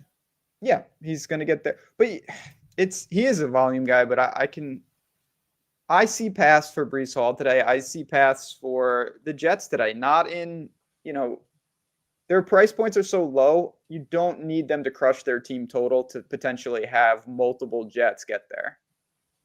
Right. Yeah. We also had a question about Oklahoma was asking, is this for 150 max entry slates? I mean, certainly it applies to that, but it doesn't have to. You can take this, as you go down, if you're talking a 3 max, a single entry, you don't have the luxury of defining your ranges. Like when you play a 3 max, every share is 33%. If you play a single entry, every share is 100%. You're either playing a guy or you don't. So it's the same concepts. You just want to mold it and customize it to fit the constraints of your individual tournament. Yeah, Ben and I play a lot of single entry and 3 max. I don't want 150. No. I don't 150 the milli, but I'll 150 some of the smaller stuff. But yeah, so Hall, Jets D, I think is fine. Again, the problem with the Jets D, this team, I don't know. It's really remarkable. They have one takeaway on the season. Yeah, that's impossible. But it's so I know random at the same time. It is random. Like it's random and it's not. It's clear. What I mean is it's random in the sense that the one is random. It doesn't mean that in another world they could have 25 and lead the league. It just means that, once you get down there to the bottom, a lot of that stuff is random. It's like fumbles. Yeah. Fumbles in terms of recovering them is pretty random. Yeah. Sometimes you get them, sometimes you don't. And how many interceptions do you see? Because so many of these defensive, guys in the defensive backfield are terrible at catching the football. Yeah. How many of these instances do you see where it's just a tipped ball and then it's like, it's batted up, it's bobbled, and then it's into the hands. And then it's like, oh, well, this team has 5 receptions on tipped balls. Sure, you have to create those plays. I get that. But it's random in the sense that neither you or I would just fully fade the Jets D because they don't have it. Let's not forget, only a few weeks ago, Jets D was in the Millie winning lineup because they had 2 special teams touchdowns. That's how stupid DST is. Yeah, I mean, we're talking about the Browns defense is coming on now, so they're another one. Anyway, would you go to? Here's the question: would you go to Tyrod Taylor? Would you go like Tyrod Taylor, Breece Hall, A.D. Mitchell, Taylor, A.D. Mitchell, Mechie, Taylor, Hall, Mitchell, like that 3 right there, or even Mason Taylor? Would you? I'm less inclined to do that. I'm almost more inclined to go Hall and Mitchell or Hall and Mechie in lineups without Taylor, and just hope that the cheap price points are enough. Yeah, that's more my speed. I might have a little. If I do play Tyrod, it'll be just a skinny stack with one of his outside receivers. I don't really see the need to go like not even onslaught, but even an aggressive jet stack. It's more that they're pieces to the puzzle. I do agree with you though that the 18-point implied total. Obviously, you don't love that, but every context is everything when it comes to these salaries and pricing. And I mean, we saw, wasn't it the Jacoby Brissett stack, the triple stack that won the Millie 2 weeks ago? Pretty sure they only scored like 21 or 22 points.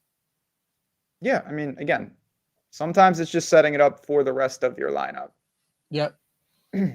Jeff Williams, thanks for the super chat. Can we take a moment? I've not read this yet, but I saw you smirking at something. Can we take a moment to rest our wagon? RIP Southern Miss. Also, I left my 5-star review for Tails. Thank you, Jeff Williams. Yes. He said rails, which is why I was laughing, but tails is where you want to be going. I'm pretty sure Jeff's phone or keyboard is broken. Yeah, it is because This is every week.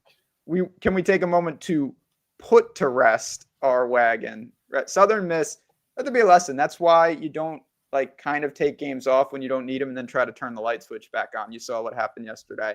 They were rolling, rested their quarterback a couple weeks ago, never recovered. Anyway, I think his autocorrect though on the phone is just He did the important thing though. He left that 5-star review for Tails. He's over there tailing a ton of plays, and we love him for it. Appreciate you, man. And thank you last week. I know a lot of you guys went over there and reviewed the Tails app who've been enjoying it over on the App Store. Thank you for that. Some of those reviews were really great. And if you guys have a couple minutes throughout the day, you already know with Tails where all of our picks are free. I posted the bonus lineup for DFS along with a 100-yard ladder. Ben's posting bets for free all the time. Come follow us. Check the leaderboards. Get in on the fun. We're having a blast this year, man. And it's not just football, but if you are enjoying it, if you're one of those people, and I know a lot of you guys pop in and chat and say you've reviewed it, appreciate you.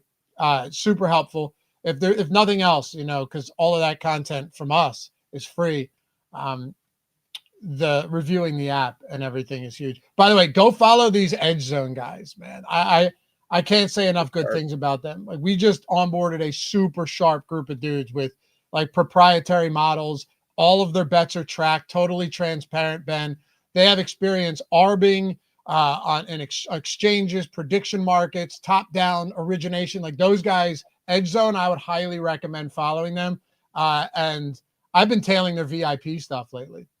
Yeah, I mean, that's the beauty of Tails. There's something for everybody. Sharp, crazy lottos, all different types of bets. And I will absolutely be adding plenty to my betting card for straight off the tools today. Jacob Dunn, best under 5K plays today. We're going to get to him. We'll get to him throughout the show. I appreciate the super chat. There's not that many, honestly. There's crazy. No, and we've already talked about 2 teams that have a lot of them, as gross as it sounds, the Jets and the Titans.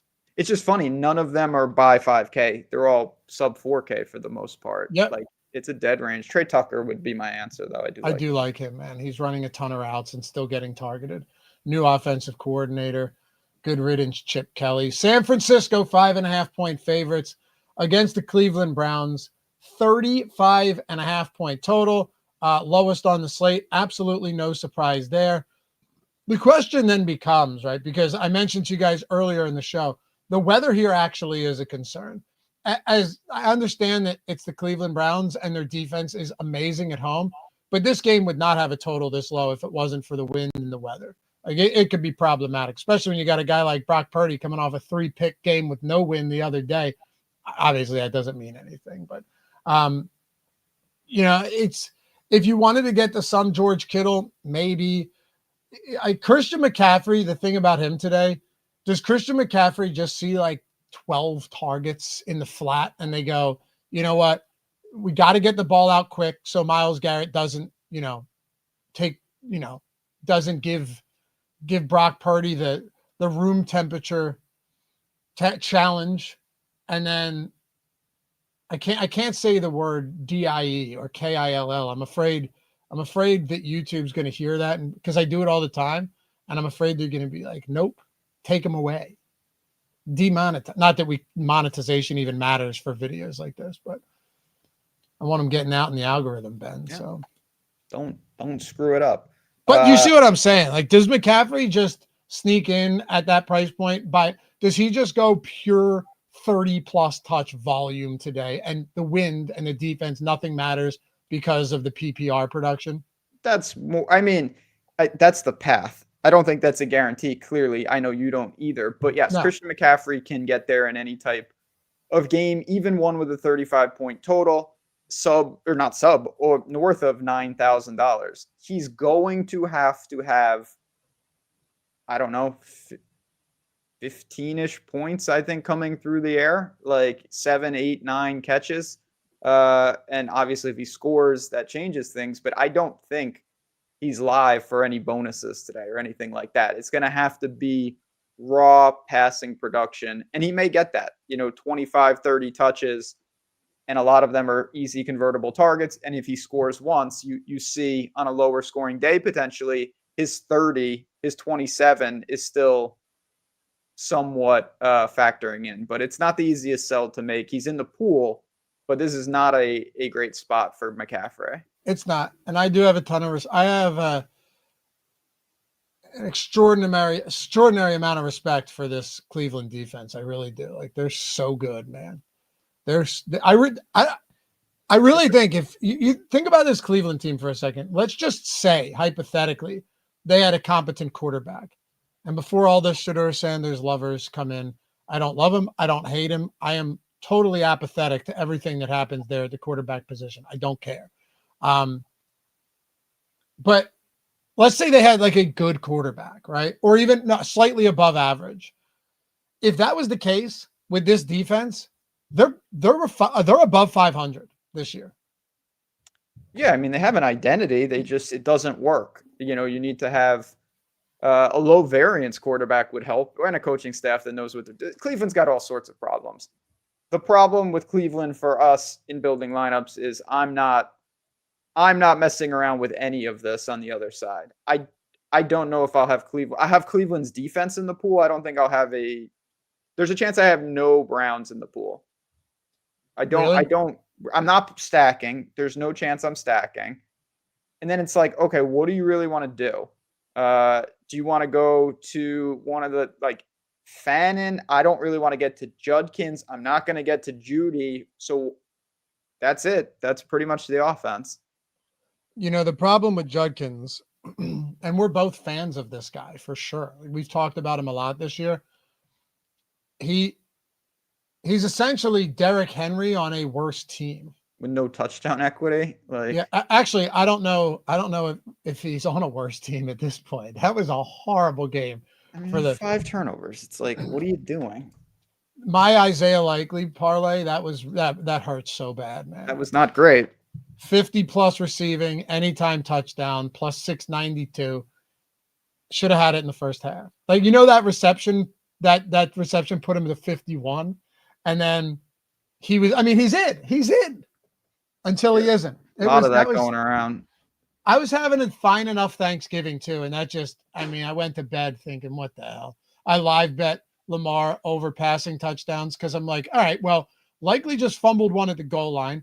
Zay Flowers had the phantom offensive pass interference calls I've seen Him. There was one against AJ Brown earlier, on Friday. Eagles, they suck and deserve to lose that game. As an Eagles fan, I will say that, without hesitation. But I don't know if you saw that one. That one was also really bad. And it's just odd that they're calling this stuff.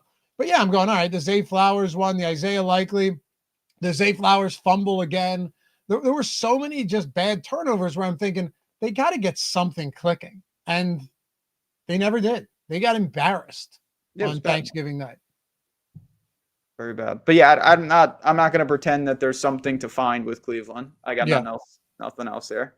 And that was a roundabout way of me saying that with Quinshon Judkins, the real problem here is unless you're getting those direct snap, wildcat touchdowns, it's tough. And San Francisco's defense is still good. But no, Quinshon Judkins doesn't have the pass catching upside. And that's really tough. Like, they just don't target him at all. The only guy that targeted him was Joe Flacco, and he's gone. So, yeah, I don't see myself getting the much there. Outside of the Browns defense, which makes a lot of sense at 3K, they might have another 6 sacks and a couple picks in this game. I'm with you. Want to move on to the next one? Yeah, now we're getting to this is the first game where we've got legitimate top-end targets on one team. Yeah, and not only that, J.C. Horn is out for Carolina today, Ben. I'm not sure if you knew that, but he's a legitimate eraser of good wide receivers. And you could have really, if there was ever a day you could use J.C. Horn, I don't think it would matter, but it still would have been somewhat helpful. Yeah. It wouldn't hurt. Exactly. They're down a decent amount of dudes on defense right now. Cade Mays, they're starting their center. He is out as well. And they're 10.5-point dogs at home. I mean, is there a world where they keep this game within 10? Sure. Anything's possible. We saw the Titans last week cover against Seattle, with Seattle being a 13.5-point favorite. Baltimore was a huge favorite. They came nowhere close to covering. The Lions were a huge favorite. They had to go to overtime to get that win. Just go down the list of teams that it looked easy and ended up not being, as far as the spread is concerned, even if the Seattle game was never really within arm's reach. But that's just, do you pay for Puka today? Do you pay for Devontae Adams? Do you pay $7K for Matthew Stafford? So the answer certainly is that you can. It's an opportunity cost, because it's not just do you pay for Puka, it's do you pay for Puka over JSN? Do you pay for Puka over 2 quality mid-range players, whether it's an A-Chain or someone else in this wide receiver room?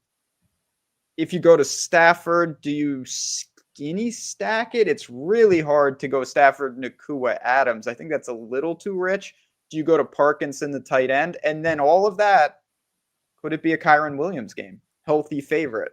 Do they maybe get back to some of their core identity and start running the ball? So you have a lot to shuffle here. I mean, of the Rams, like most people, I think Nakua is the best play on the team. I'd say Devontae Adams is the sneakiest, just because he has shown the ability to obviously consolidate touchdown equity if he happens to catch 2. The chances that Puka also gets there is obviously pretty unlikely. So you can do it that way. All of that said, I find myself not stacking the Rams much, and it's just a price thing. I would rather just try to take a piece of the offense and go to a cheaper stack, because I don't know how you really – I'm not allocating all my dollars to the Rams today. I'm with you. I didn't think we'd be on the same page here. I kind of thought I'd be on an island, but Stafford at 7K is tough. It is. It's not that this guy hasn't been amazing. He's been so good, and no one would argue that, right? Like, there's nobody that's going to say Matthew Stafford hasn't been really the best quarterback in the league this year, particularly from an efficiency and a consistency standpoint. But he's 7K. He doesn't run. They could just go heavy workload to Kyron and Blake Corum. And also, Matthew Stafford's just throwing so many touchdowns that if he doesn't give you 3 plus touchdowns, and I know he has been doing that, right? Like his last 5 games, 5, 4, 4, 2, and 3. That's insane. With no picks. And no picks. Yeah, he doesn't have an interception since week 3, man. But I do sometimes think you're ceiling on Matthew Stafford at that price point. especially against this banged up Carolina defense. It's a little tough for me to get to. I'll tell you what, my favorite plays from this game are Puka Nacua and Kyron. And the only reservations I have on Kyron is the fact that Blake Corum has been getting not an equal amount of work, but if you go back and you look at these guys since I think it's week 7, Ben, Blake Corum's really eating into that workload. And that's a little concerning to me. I hope that's not the case today, but even their splits in the red zone and near the goal line are way too close to a 50-50 split than I'd feel comfortable with. I'm just hoping there's enough volume in general here as a double-digit favorite against a really banged-up defense and an offense that should have trouble moving the ball against an elite Rams D, that Kyron gets there anyway. So I do like him, and I actually like him more than the 6% we're getting to, but Puka's my number one in this team today. Yeah, I put Kyron. He's another one. I've got my anytime touchdown parlay, and he's in it. So I do think he can get some work. There will be touchdowns to go around. I do want to shout out friend of the show, Faceless Man, won your first GPP. That's always an amazing feeling. Congratulations. Baby steps indeed, but that is what I'm talking about. And then he asked if the Black Friday sale is still available. Lofty, you can tell him that it is. The Black Friday sale is, in fact, still available. Today is the last day. Links down there, man. I say this all the time with NFL. You have to be strategic, right? In when you take advantage of these promos. Like, had you taken advantage of it on Thursday, you'd have Thursday, Friday, all of Sunday's main slates, afternoon, all that, Monday night.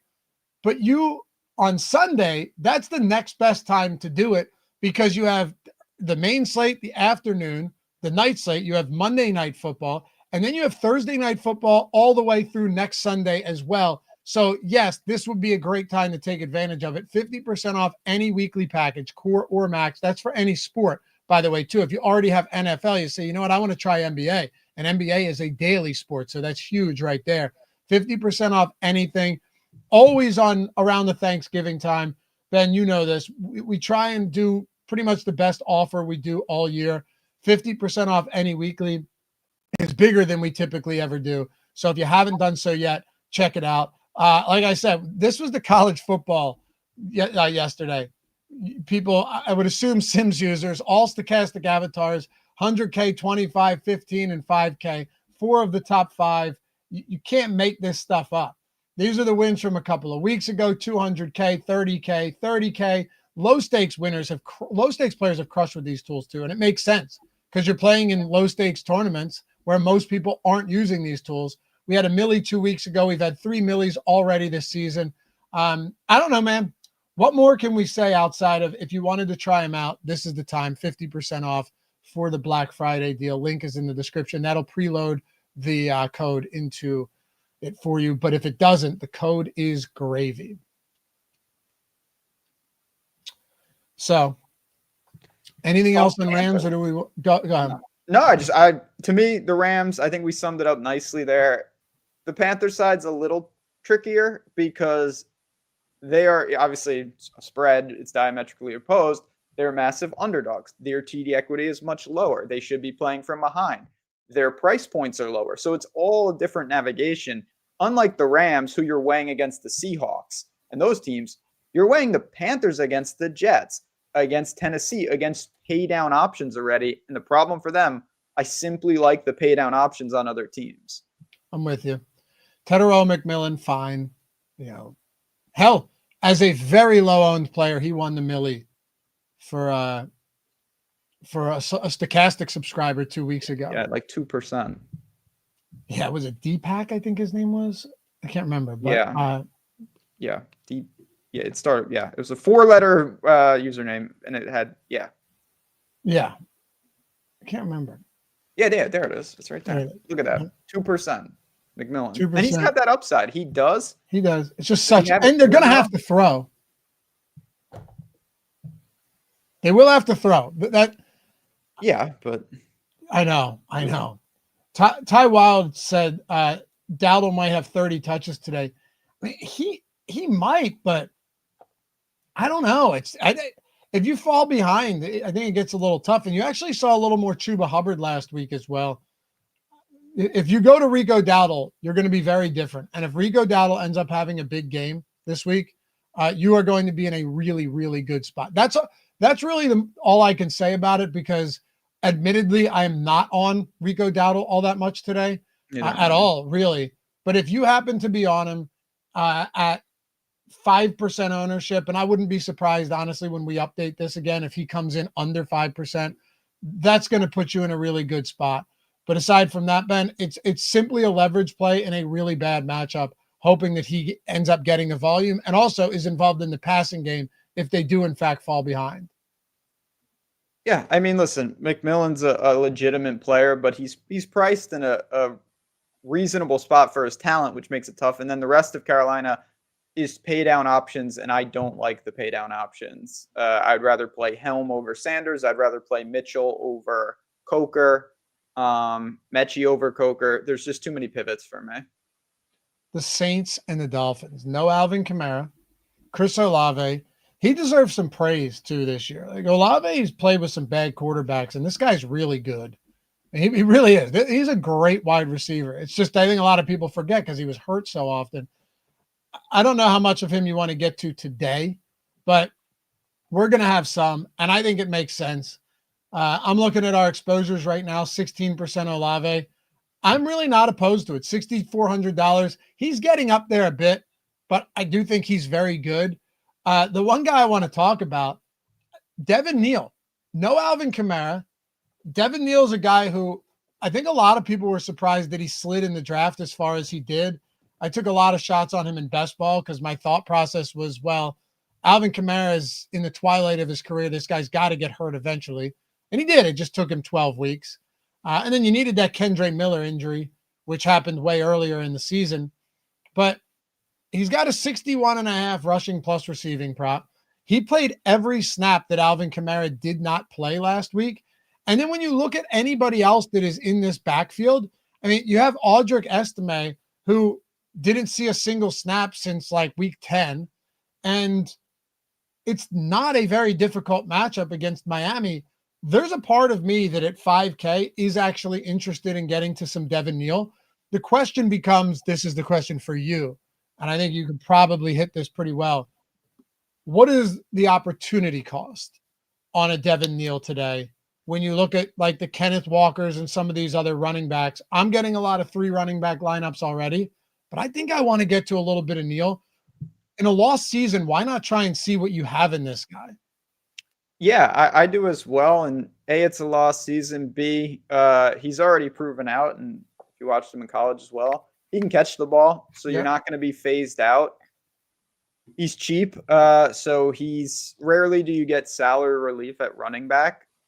And he's on a team with, okay, Taysom Hill is the wild card.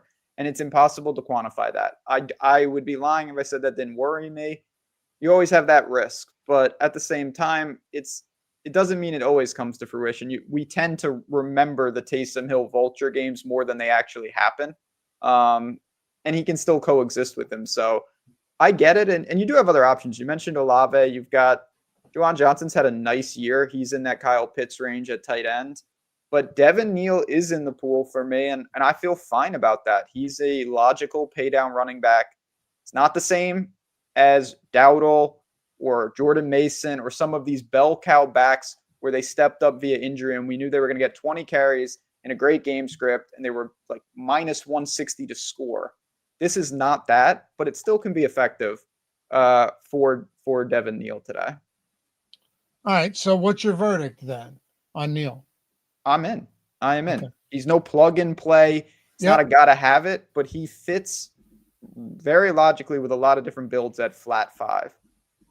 In a matchup, the Saints are similar in the sense that you never know what you're going to get from them. You might just have a decent Tyler Shuck game, or he might just be awful. A couple things to hit at in chat.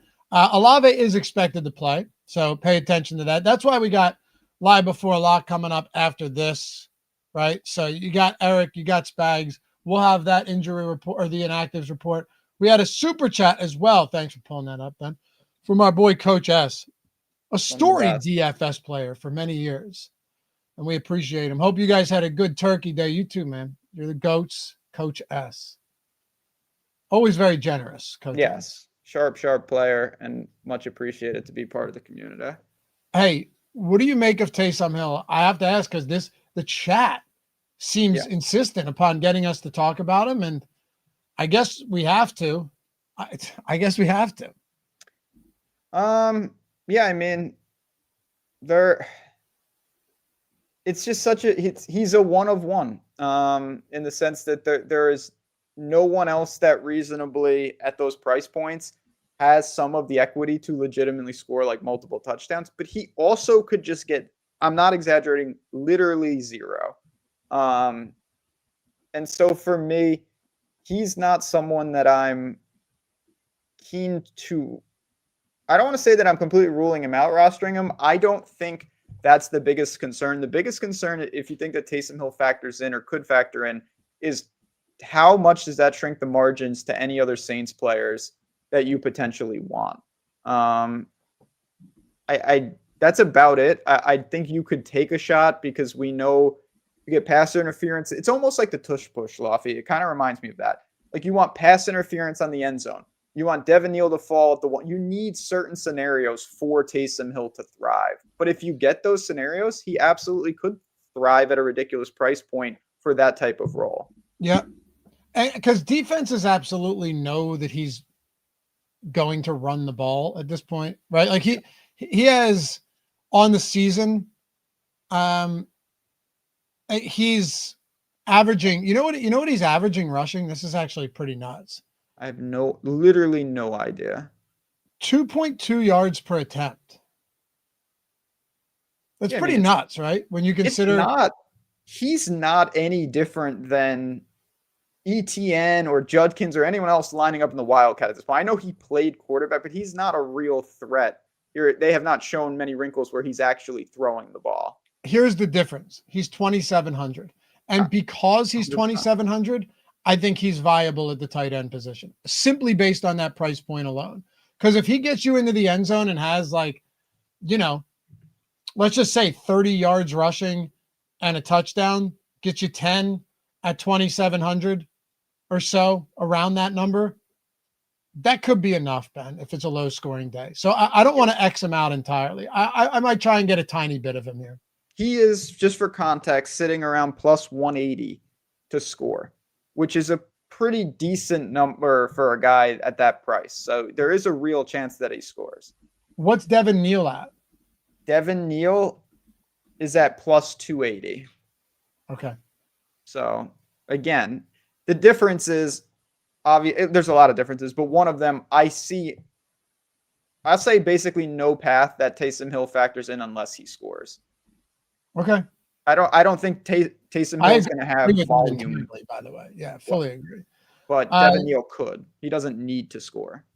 Cooper, can you show the most duped lineups? It's not necessary on a slate like this. It's dupes are more of a showdown problem.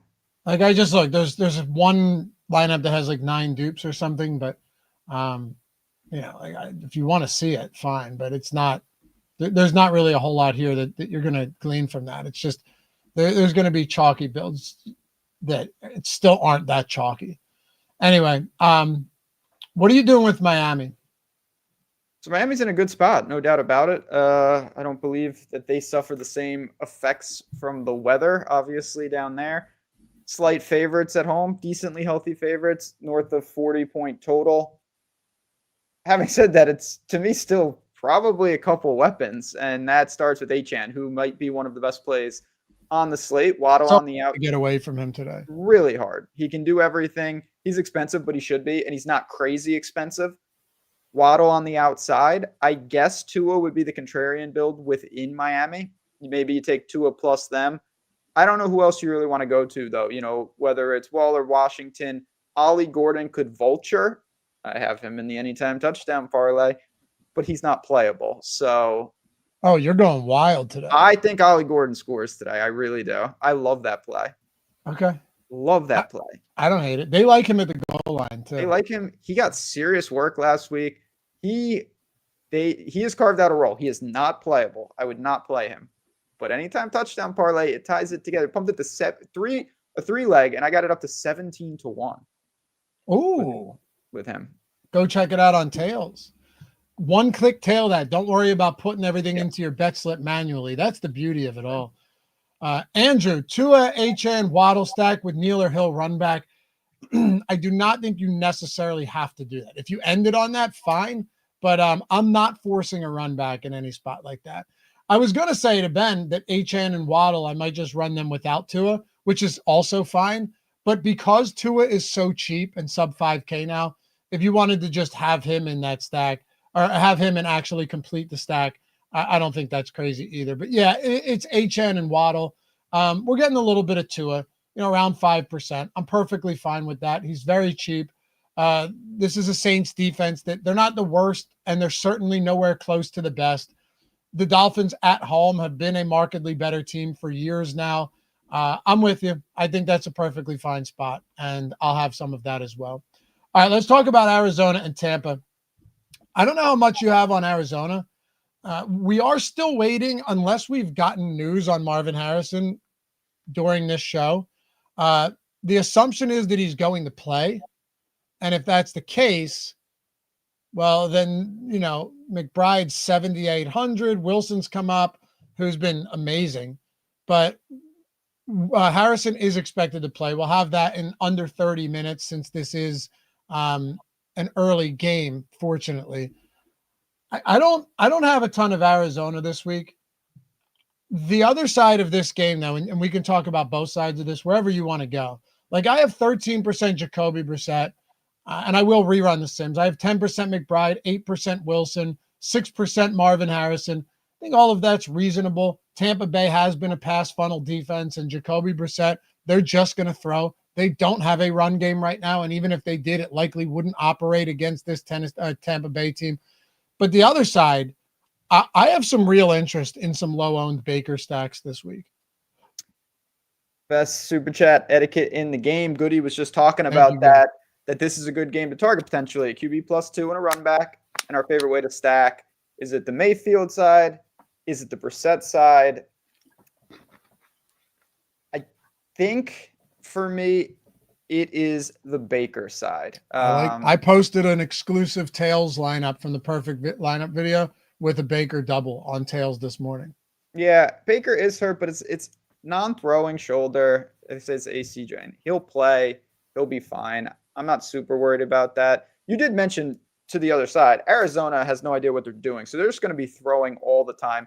They're out of running backs. I guess Bam Knight's going to play, but I'm not sure what that even means. McBride's price point continues to climb, but it's still warranted. You can do a lot with this game, but yeah, this is one. I'm not going to force it, but if you're talking stacks, this is the most likely run back for me. This is the type of game where I definitely want both sides within my stack because I think it could get out of control. You could see this being a crazy game. Oh, every Cardinals game is crazy because it's the Cardinals. Like, every insane moment that I think of for the NFL season, it involves the Cardinals. Yep. It's always the Cardinals, no matter what it is. It's just... Let's not ignore, though, that this could also very easily just be a terrible game. I mean, that's because it's the Cardinals. Exactly. It's always the Cardinals, no matter what it is. But Tampa, too, to some extent. This offense, which is kind of why I like them, has been really, really rough lately. I have no idea what to make of Chris Godwin. I think his snaps and his routes were limited last week because they were bad. Or because they were just down so much and it was his first game back. But man, Baker has struggled. He has struggled.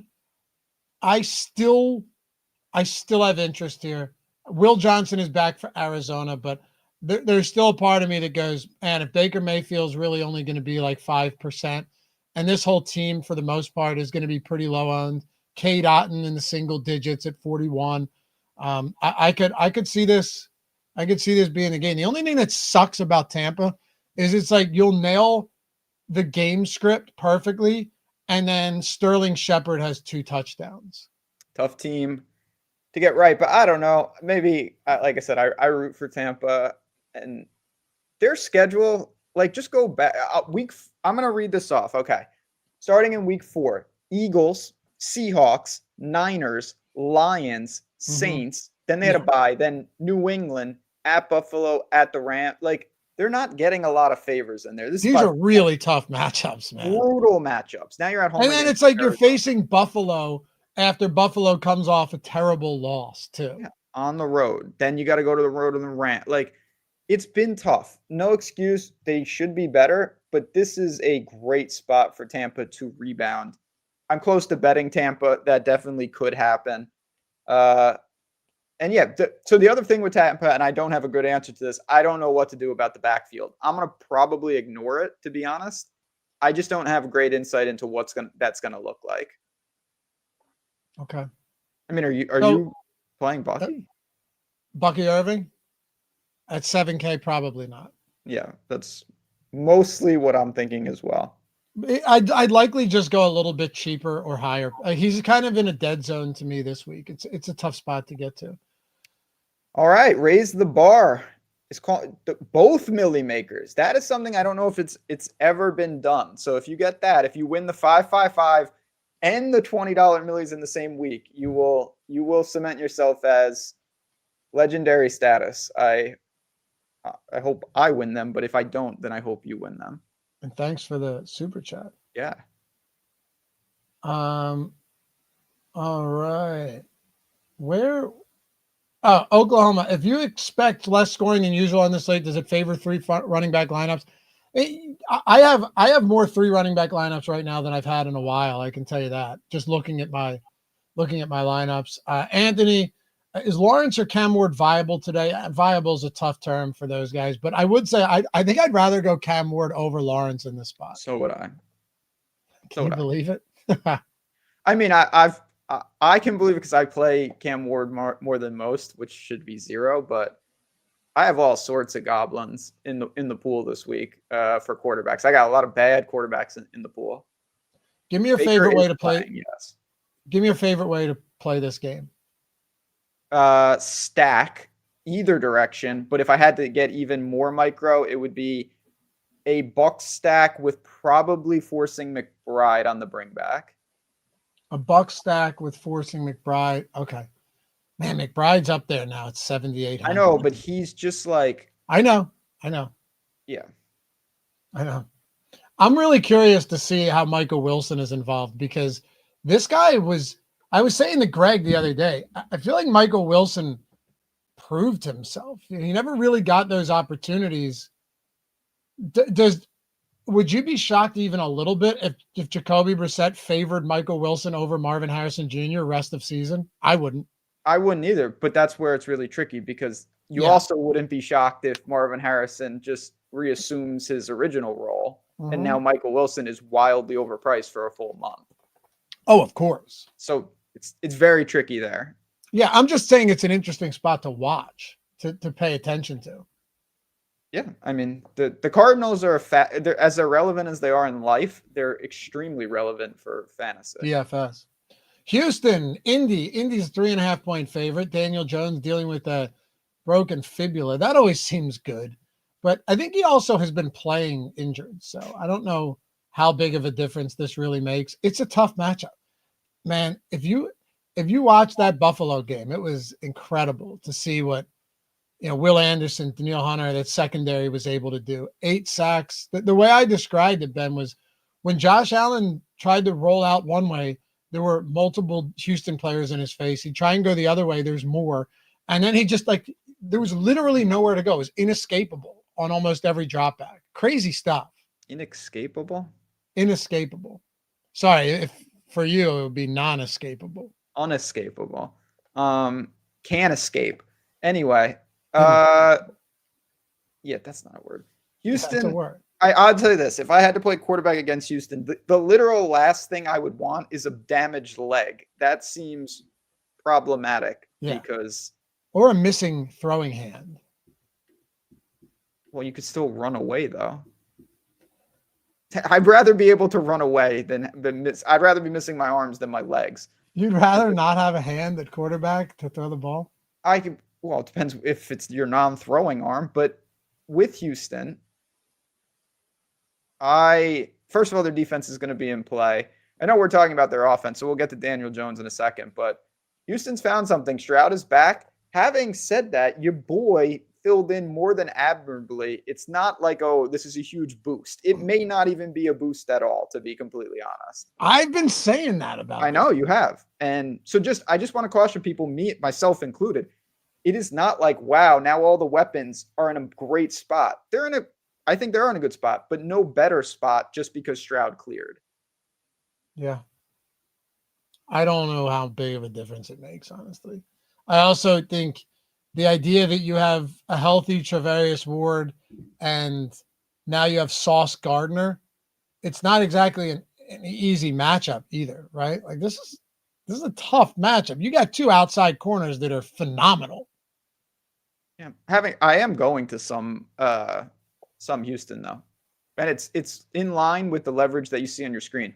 Dalton Schultz makes a lot of sense, particularly if you don't want to play Pitts. He's going to be one of the next men up. Nico Collins, he's obviously still the alpha on this team. He's going to draw tough coverage, but he's a damn good player. And if you're playing those guys, Stroud becomes very relevant. Texans defense, I'm not getting to Woody Marks just because of the opportunity cost that you mentioned at running back today. Yeah, it's tough. Why do you think the Sims like Houston this much? If you had to guess, what do you think that is? Healthy total in a week indoors. The price points are down across these guys. It's an easy +2. The implied total, it's a competitive spread, so it's a healthy game total and a healthy team total. Stroud is flat 5. And these guys, you're talking about a legitimate. You get the top tight end, the top wide receiver, and obviously the quarterback up from the team, and you're paying 15.5. Yeah, not bad. Yeah, 1.5 touchdown prop, equal juice on both sides, and like 235 passing yards. So at that price, it's not terrible. Maybe I'm just missing something here. Like this is making me kind of rethink everything on Houston today. Yeah, I see it. I get the path. I think Houston will be able to move the ball. Divisional spot. Yeah, this is a huge game, and Houston's finding something. Well, you know what it is? I think it was last Thursday I talked about this. Whenever they played the Bills, their offensive line is pass blocking a lot better now. When they weren't pass blocking, like remember that Seattle game on primetime where they just got embarrassed? And I know it ended up the final score ended up being closer than the game actually was. But yeah. I guess I'm gonna have to jump on here. But that ownership too is way higher than I'd think, man. I agree with that. Stroud at 11%. To me, I would honestly think Stroud would be getting maybe 4% on this slate. He's just cheap. He's very, very cheap. Yeah. All right. I still don't know if I can do it. I mean, where are you guys at? Yeah, chat, let us know. I'm not hitching any wagons to Houston. They're just in the pool. I'm indifferent to it. I think Schultz is a very reasonable one-off, regardless if you play the stack. How about the Indianapolis Colts on the other side with a lot of options that you could go to every week? Which, yeah, it makes it tough. Very good Houston defense. Colts D, we're getting a little bit of Pierce, Warren. We're not really getting much of these guys. Jonathan Taylor is just so expensive, and he's amazing. I really do think they might just try. They might try to run the ball left and right with Jonathan Taylor. I was looking at his rushing attempts prop. I was looking to bet it, but at 19.5, that's just a huge number. But it is 19.5. That's a really, really significant rushing attempt prop. It's just almost 10K. You need 3 touchdowns basically. Yeah, again, just like last week, he's not in consideration for me. Is anyone for the Colts? Not really. Not in the sense that I won't. Maybe 1 or 2 will pop up in a lineup, but I don't really see it. I think I don't know. Obviously, I always say this. I find football ironic in the sense that if you have a broken fibula, it's like he's probable he'll play through. If you have something wrong with your toe, like Burrow did, you're out for 9 months. Forget it. but I still do worry that this offense is going to be somewhat ineffective. And even if they're not, Pierce is a factor. Downs is a factor. Pittman is still the guy. Tyler Warren is going to play. And even though I'm not playing Jonathan Taylor, he's still the focal point of the offense. He's going to be extremely busy, and he still should be effective. He's just not effective to a 10K price point. I don't have a lot of Colts. If I get a Pittman or a cheap wide receiver here or there, that's fine. I'm not playing Daniel Jones, though. Okay. Yeah, I'm not either. Okay. No, yeah. no, I'm not. I would tell you if I was. Ram, love Nico, but that's it. Yeah, see, I worry about Nico in this matchup, honestly. I don't. Think, yeah, you don't. I think it's a really tough spot for Nico Collins. We'll see. 2-up investing. I've used that too expensive logic and regretted it every single time. Yeah, look, I get it. But also you still have to consider the other running backs on the slate. And there are some really good running backs on this slate at discounted price points and much better matchups. So it's not just ever about, like, and of course, do what you want with Jonathan Taylor, but you say this a lot too, Ben. It's not just about whether Jonathan Taylor can be good or not. It's how much better can Jonathan Taylor be at a significantly increased price point from these other running backs. It's not just about playing well. Not at all. And again, we all do that. You know, it's like last week. It's like, oh my God, I didn't play Gibbs and he went for 60. Yeah. But there was 5 other high-end 9K guys, and some of them didn't get that. You can't play all of them by definition. So just mixing and matching. And if that's the stand you want to make, I will say Jonathan Taylor's not going to be popular because he's almost impossible to get to. So if you want to make that stand and bet on the best player in the league, potentially, I get it. That is not my stand today, though. Grey Goose just tailed Ben's 3-leg while watching the show. Took 10 seconds and didn't miss a thing. Tails, rails. Hell yeah, man. Yeah, I love it's a cool platform. Make sure you're using the app too. The app is the way to go for sure. Minnesota, Seattle. And again, stick around. Coming up in just under 15 minutes. You've got Eric Lindquist, Chris Spags taking you up until lock. So the Minnesota Vikings are 11.5-point dogs. You got Max Brosmer starting. I want to be very clear about something. This doesn't mean you go out and you just, indiscriminately play every Minnesota player. You can't be a downgrade from JJ McCarthy right now. I was thinking about that. You actually can't be a downgrade. I mean, the fact that JJ McCarthy is such a significant downgrade from Carson Wentz says all that you need. And to those of you Minnesota fans out there, don't take offense to this.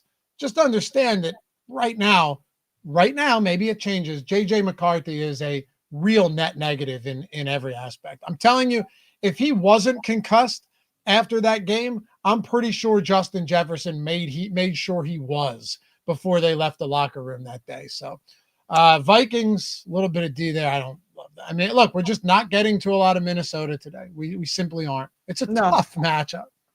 Yeah, we don't know anything about this guy at this level, at least.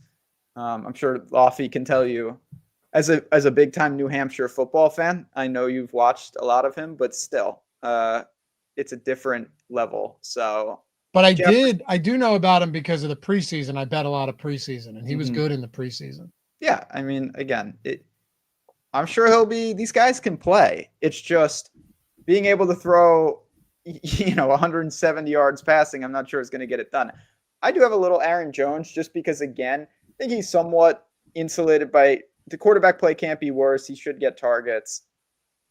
I'm fine with it. Minnesota's in a tough spot because unlike the bad teams, their superstar players are still expensive because they were supposed to be good. So that's the real difference. Like, look at the Jets and Carolina to a lesser extent and the Titans. Their alpha wide receiver is like 3,800. Jefferson's still 71 because he's Justin Jefferson. I don't know if they can deliver him the ball to that level. Yeah, that's a good point. Now, Jefferson's better than all of those cheap guys. But if your quarterback is so incompetent, like look at last week, JJ McCarthy had 87 yards. I know. It's hard to get the 100-yard bonus if the quarterback doesn't get the 100-yard bonus that doesn't exist. Yeah, the week before that, he had 150. Against Detroit, they won, and he threw for 143. This guy, JJ McCarthy has thrown for over 100, he's thrown for more than 160 yards once this season. Yeah, it's bad. I mean, I don't think it's a hero call to make. Aaron Jones to me is a fine play for a low-owned dart throw at running back, but that's it. No Hawkinson for me. It's not happening right now. It might be over. He's not factoring in. I've tried that a couple times this year. The other interesting wrinkle in this game is that Sam Darnold faces his former team, a team that said, all right, thank you for your service, pal, but that playoff game, we don't want it. And then look at him now, dwelling in the cellar of the NFC North, looking up at 3 teams who are markedly better than them this season. And a lot of that is because of quarterback play. It's not that Minnesota has a bad defense. They actually don't. And you look at some of these games where they lose, go ahead and look at the defense. How many of these games, right? Like they allowed 23 to Green Bay, JJ McCarthy, couple interceptions, put them in really bad spots.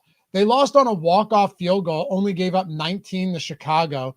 They're not just going out there every single week, outside of that Chargers game, that was pretty bad, and just getting annihilated. It's so much of it has to do with bad quarterback play and the offense never being on the field.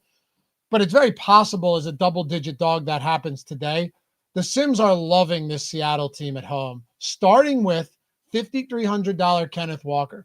There's a lot of chatter about him. Maybe I was a week early last week. I talked about him extensively last week, saying I wanted to get over the field because he was unowned. But now you look at him, $5,300 as a huge favorite. JSN, $9,500. But this guy, it's crazy. He's just been an auto 100+ and a touchdown every week. And then the Sam Darnold exposure. By the way, I'm running this on 4 uniques, Ben. I'm running this on 4 uniques. Look.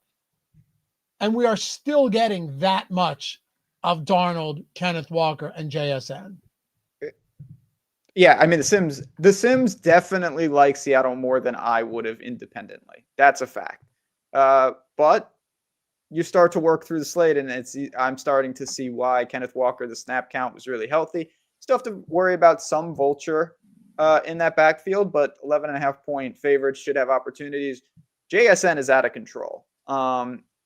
Of all the superstars, maybe Jonathan Taylor to a lesser extent, but I feel like JSN has almost rolled the floor in the majority of these games because Seattle's had a string of games where they simply did not need him and they held him out and they weren't throwing. And then you see last week when they throw, like, this guy is out of control. So if you're going to pay up,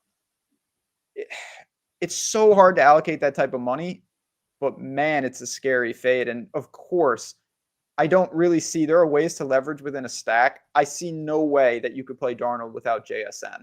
Like every Darnold stack should have him, I would say. And then you can differentiate from Barner to Shaheed to Walker to Cup, whatever you want to do.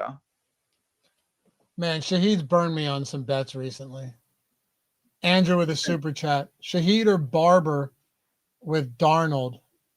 So I just pulled something up here too. I assume we're talking Barner, AJ Barner. Yeah, it's got to be the tight end. Shaheed or Barner with Darnold, JSN. Dude, it's probably Barner. But now that I finally jump off Shaheed, it's going to be Shaheed. I mean, to me, that's not that it's simple and that you know what's going to happen, but the simple macro answer is Shaheed is infinitely more likely to get 25 and 0. That's just a fact. Barner's going to get like, I don't know, 7 to 15. Yep. If you're playing a large field, I'm still okay with taking a shot on Rashid Shaheed this week. It's just really not been good to me, but, you know. We had a question. Do Sims take weather into account? Of course. Yeah, absolutely. Yeah, because it's factoring in the lines, derivatives, props, all of that stuff. All of that goes into this. So, yes, absolutely.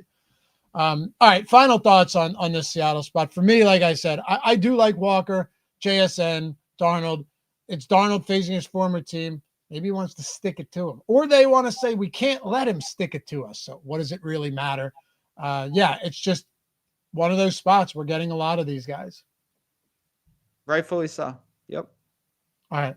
So 2 games to go here before we turn this one over to the fellas taking us up to live before lock. 5 minutes until inactives, which means we will have a rerun of projections and ownership shortly after that. Make sure you're paying attention. If you're someone who just took advantage of the 50% off last day, if you haven't yet, Black Friday 50% off sale, any weekly, that's core or max, link in the description, promo code gravy.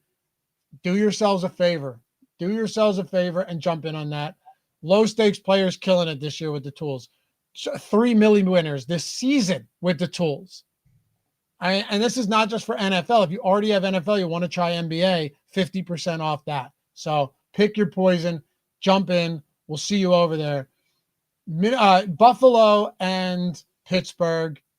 Some weather here, but I'm going to tell you again, man, this may be unpopular. Don't really care. I talked about it the other week, and had it not been for that Jacoby Brissett game, maybe I'd be a millionaire. Who knows? But Josh Allen, I'm going back to the well. Do not care. People don't want to do it. Pittsburgh is a pass funnel defense. Josh Allen, they are coming off yet another ugly loss. They're on extended rest. This guy knows how to play in bad weather out there in Orchard Hills. Is Orchard Hills, right? Park. Orchard Hills? Yeah, it's not actually Buffalo. No, Orchard Park. Park. Orchard Park. Yeah. I'm gonna go to some Josh Allen, and I might just run some naked Josh Allen lineups. Yeah, I mean, listen, you can score multiple times. We had a couple super chats on this game talking about the same thing. Allen and Shakir, which I think is the very logical skinny stack. Play Knox or Parkinson. I'm a little worried about Knox. First of all, I haven't heard if Kincaid is playing, so keep an eye on that. That makes it even more difficult. And then we had a super chat from Caleb. Appreciate it. Friend of the show was saying, this Bills game scares me. I get it. It's scary both directions, though. I feel terrified of not having Josh Allen exposure because the guy he could go for 40, 3 touchdowns on the ground. We just saw him have 6 touchdowns in a game, and he had 0. Both of those are terrifying. And then you talk about our Millie winners at Stokastic. James Cook has been involved in those, and James Cook, I feel like, is getting a little lost on this slate. Do you put him with Josh Allen and do like something crazy? I wish I did a couple weeks ago. That was the move. Yeah, I wish I did.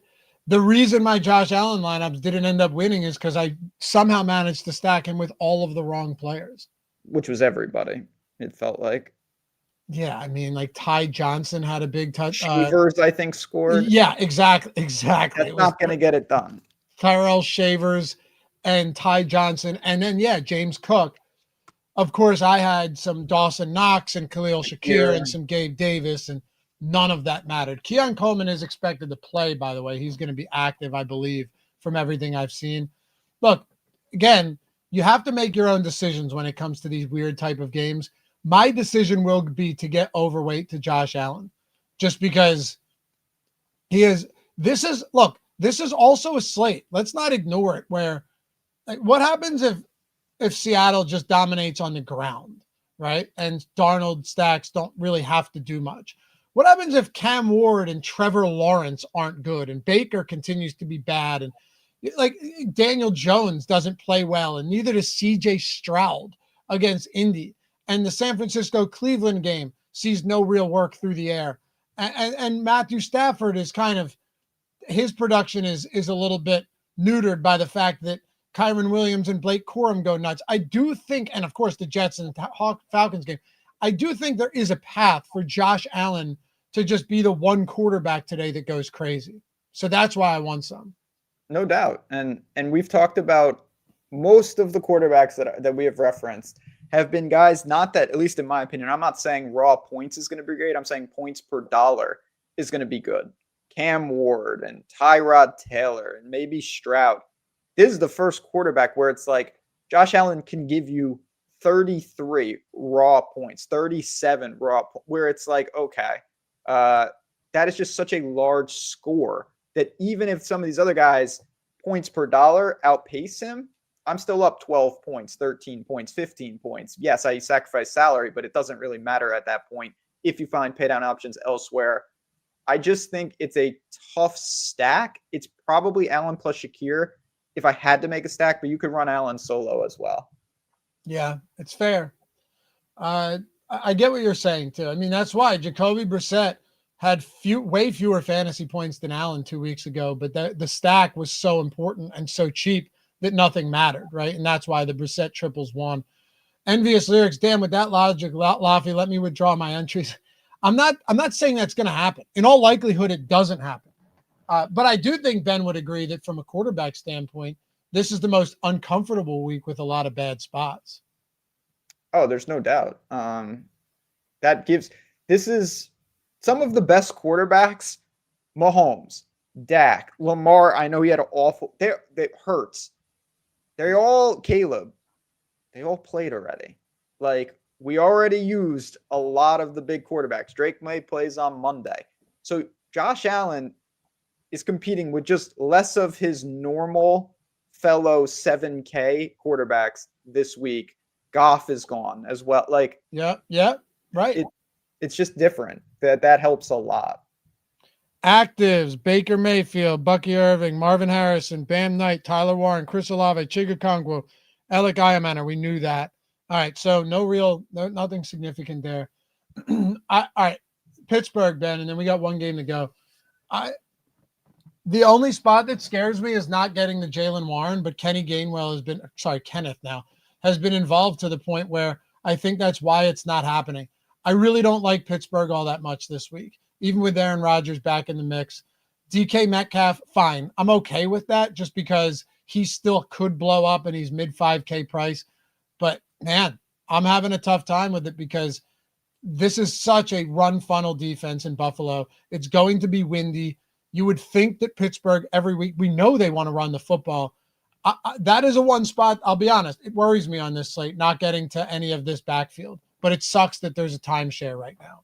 Yeah, it's very difficult because on one hand, you could talk about the hot hand nature of it, and that can happen in a game, but it's just no real way to decipher. I like DK Metcalf in the sense that he's a very reasonable mid 5K target. Like, there's nothing crazy about that. Not jamming him. If I get to him, I'm fine with that.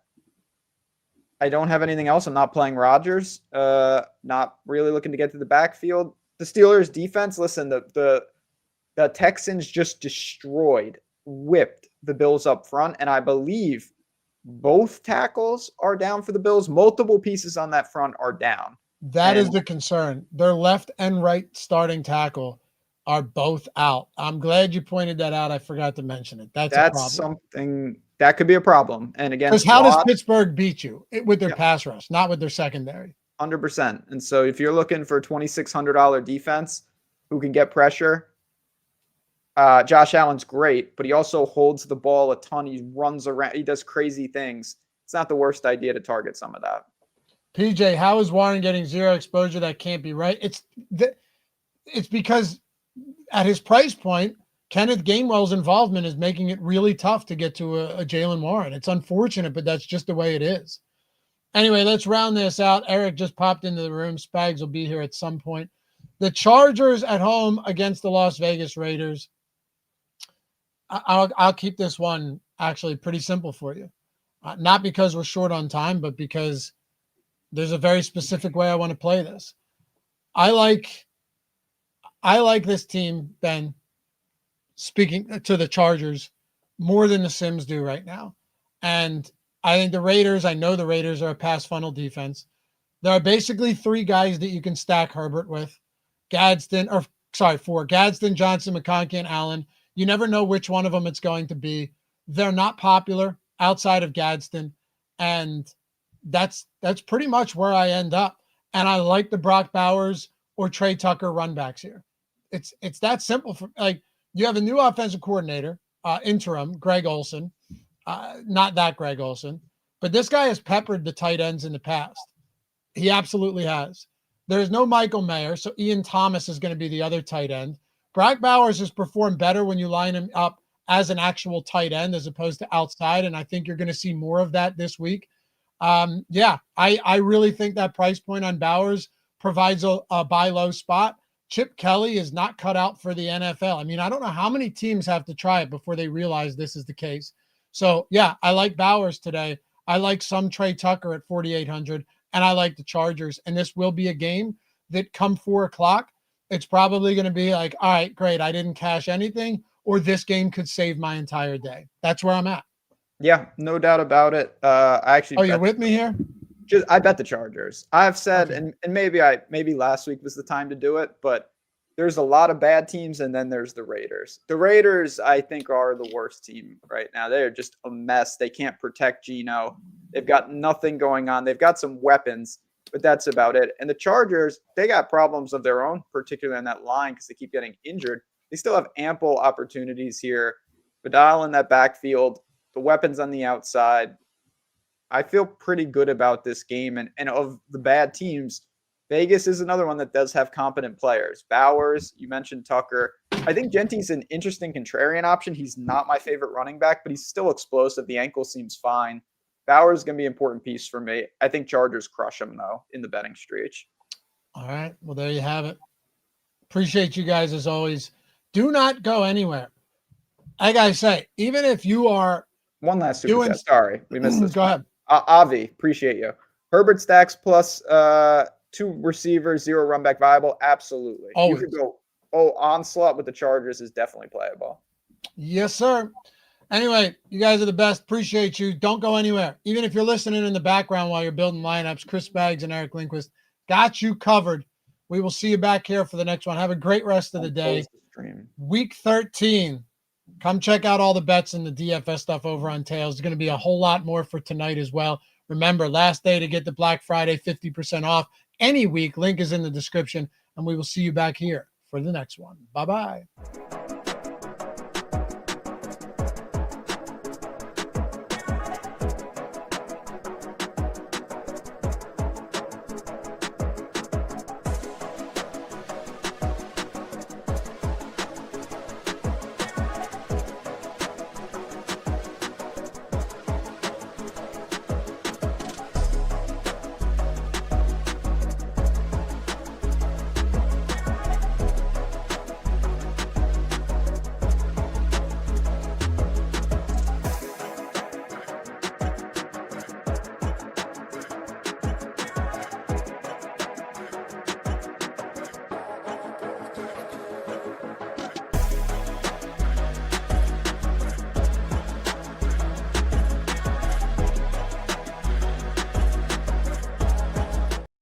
What is going on, everybody? Welcome to Week 13 NFL Live Before Lock here at Stokastic. I'm Eric Lindquist.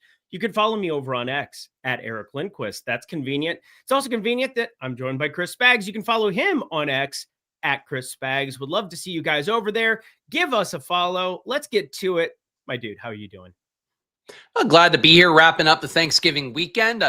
The slate, I would say, I feel like it could be more fun. The weather makes it a little bit less fun as well. Definitely some question marks there. I know people in the chat want to know Dalton Kincaid's status. That's something that might be important as well. But I think I found some builds I'm comfortable with. Last week, I had some cheap QB stuff that paid off. With Jameis Winston kind of going against the Mahomes spot.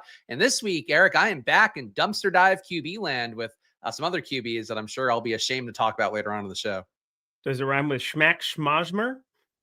No, not quite that. No, the Vikings. Who would ever root for such a team of ill-conceived morons playing football? No, no, not Max Brosmer. So this is an individual show. Welcome everybody to NFL Live. Oh no, just kidding. What an absolute jerk. Happy Thanksgiving. Hope you had a great holiday. Yeah. Oh, did you have a good holiday? How are you guys? Did you have a good one? Not great, Bob. Okay. Like, we're starting a guy named Max Brosmer today. It can't get worse. We know that. We do know that. Oh, Lord Almighty. Yeah, we had the Kyle Monangai thing. That was fun. But that was on Thursday. That was on Friday. Black Friday special. This is Sunday. I do find it to be a disturbing slate. I'm kind of with you there. No total above, 45 I'm seeing as kind of the high number. 45 and a half, depending where you're looking, Buffalo, Pittsburgh. And then we just have some grimy chalk. I would say this is the least comfortable I've been with chalk. And generally, these are the slates I like because, like, I've clicked on Michael Carter's name a lot today. I've clicked on Ty Johnson's name in a Josh Allen stack or two. And I'm talking the largest large field stuff, the $3, the $1, stuff like that, where, you're trying to beat 400,000 lineups, 350,000 lineups, stuff where the opportunity cost of like bypassing chalk this week, Spags, feels like non-existent, doesn't it? Yeah, I mean, I think especially, some of the skill position guys, QB sim-wise, there's one QB coming up a lot that I've got some questions about as well, perhaps also related to my Viking slander. But I think on the slate, yeah, the chalk feels pretty solid. Certainly the exposures for some of our chalkiest players, you're getting more in the field of them. So it does seem like consolidating ownership. But, RB, I think I'm pretty good with most of the guys up top. I know we're going to talk about QB first. I'm confused by the Kenneth Walker stuff. I know the price tag's low. Okay. The touch count looked good for him last week, but like he's still mostly in a timeshare with Charbonnet. Like week to week, the snaps might go well for him, and it did last week versus Tennessee. But like, I don't think you should be playing him at 25%. I might be wrong about this. Sim's giving you more. Like Walker versus Charbonnet has been an issue all year. I don't know why people are just like, Kenneth Walker's getting 20 touches this week. Why? Like, why is that the thought now?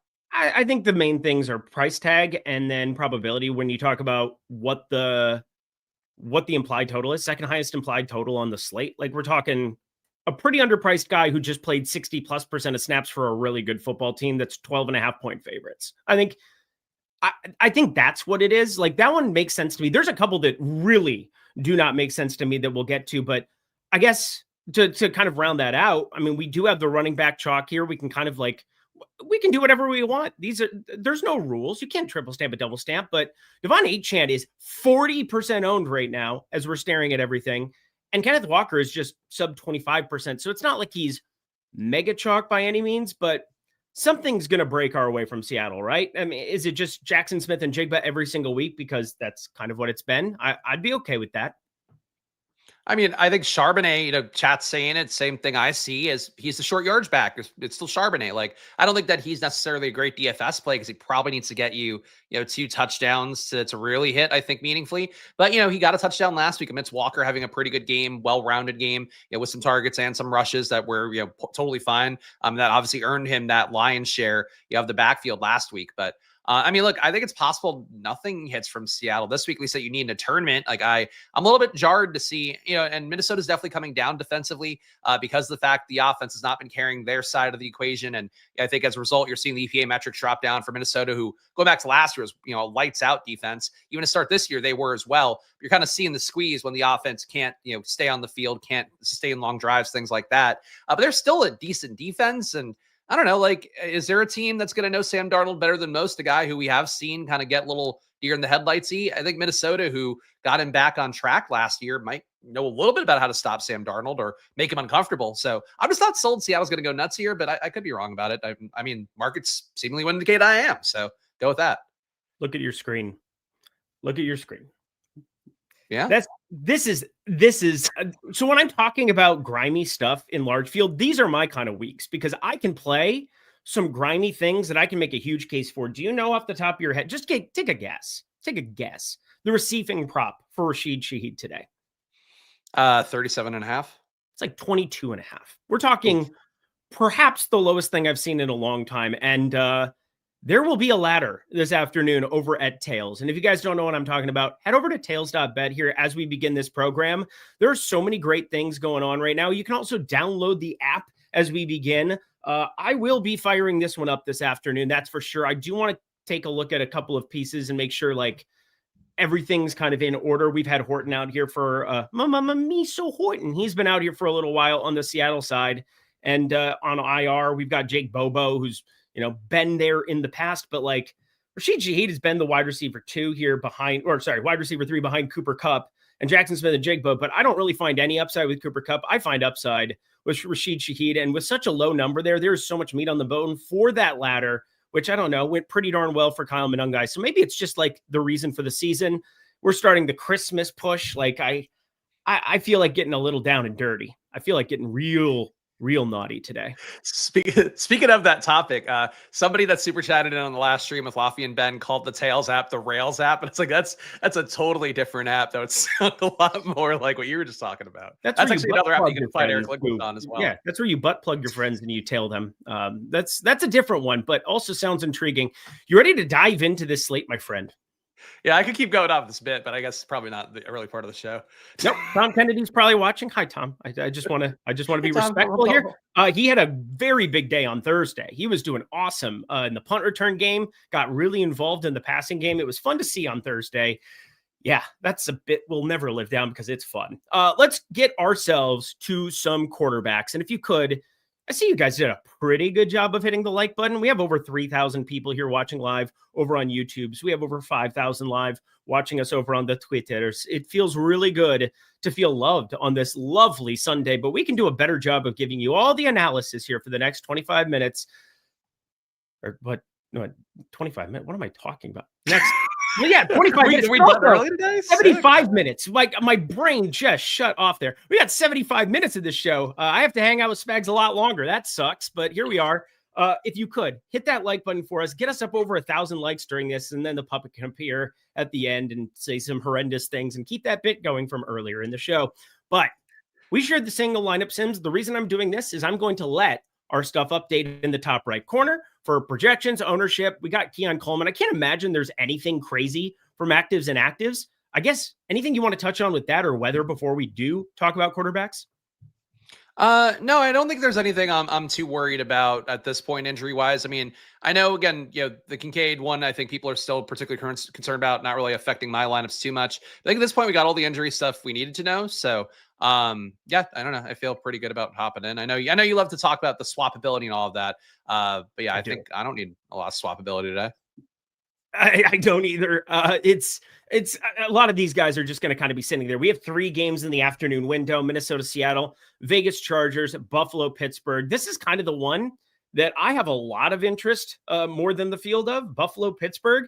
I think everybody's got interest in this. I'm actually probably going to roll this game out in single entry and then potentially move some pieces here. But I guess the thing to start with is Josh Allen is sub 10% on any slate where he's the highest projected quarterback. You never know who you're going to stack him up with. You never know what you're going to get. We did get news before this show. Brandon Cooks is going to be active, which again, he's got a 12-year NFL career, bounced around at every team. He's been a productive receiver, but at 32 years of age, it's wild because I'm older than that, but 32 years of age, he's starting to get to the elder years as a wide receiver, and there has been a decline there in New Orleans, potentially because of quarterback play as well. But Josh Allen seems like an upgrade. Keon Coleman, after being a naughty boy and not going to a meeting on Friday, gets penalized 2 weeks. Houston, they were completely inept. A lot of people are going to be inept against Houston, but this is a Pittsburgh defense that I would say not your typical Pittsburgh defense. They've had a lot of pieces that they've had to move around. They go Jalen Ramsey to the safety position. He's out today, correct? I believe so, but I don't care about defensive injuries too much normally. Well, I care about this because they've patchworked so many pieces in that secondary to have it be a cohesive unit. And now you're missing the guy that has been kind of pointed to as the savior of the secondary where, Jalen Ramsey's playing at this unbelievable level at safety. And what a versatile guy, what an unselfish guy getting paid millions and millions of dollars to do it. But that's beside the point. What's your Josh Allen interest on today's slate? Not super high. I think my James Cook interest is a lot higher, but maybe that should make me more interested in Josh Allen. But I think the spot, certainly not a bad one. Like Eric mentioned at the beginning of the video, we do have a pretty high total here for Buffalo relative to a slate where it's not a lot of totals that look particularly good. And Pittsburgh's one of those teams where I think people hold the historical stuff in some amount of esteem for that defense, but in reality, they're a team giving up a league average drop back EPA per drop back, league average EPA per pass as well, 0.01 for both. Versus the run though, 0.04 EPA per rush towards the softer part of the league. And the red zone doesn't get better for them. So there's not some underlying strength there with a 0.09 EPA per red zone rush allowed. So certainly that'll benefit Cook. That'll benefit Josh Allen as well. But for Allen, the big thing is like you mentioned, up top, I just never really trust the stack partners here. And we do get Kincaid in as well. Number one, he's not in the projection set, at least the last that I saw. So I'd have to swap to that. Number two would be then Kincaid being in does meaningfully impact what Shakir's upside is. I think Shakir gets chased a little bit after we did last time out, where he got kind of lucky on some of those long plays, including a lateral for like 50 yards. I'm not sure that Shakir's the guy I want to trust at 10% ownership either. And Coleman's cheap. I get it. Brandon Cooks first game in. You still have Gabe Davis there. Like, do you really want to stack any of these guys? That's sort of the issue I have with Josh Allen. He might hit 40, but I think I can cut the parlay better by going to a bunch of other guys in stacks and just trying to actually know the receivers that will benefit if that QB hits. Yeah, I guess that's a problem we're all going to have. As far as Josh Allen goes, they go out and get James Cook's been great over the course of his tenure. They draft him and they just kind of have tried to make guys work. Cooper, they've tried to make, now Brandon Cooks is going to try to be a thing. I assume we're going to get Joshua Palmer out with the news that we're getting Keon Coleman and Brandon Cooks activated. So pay attention to your afternoon slates, I suppose, because it's unavoidable that you're going to try to stack him up on like a 3-game slate. But on this massive slate, we have a lot of like cheap pieces to rotate in.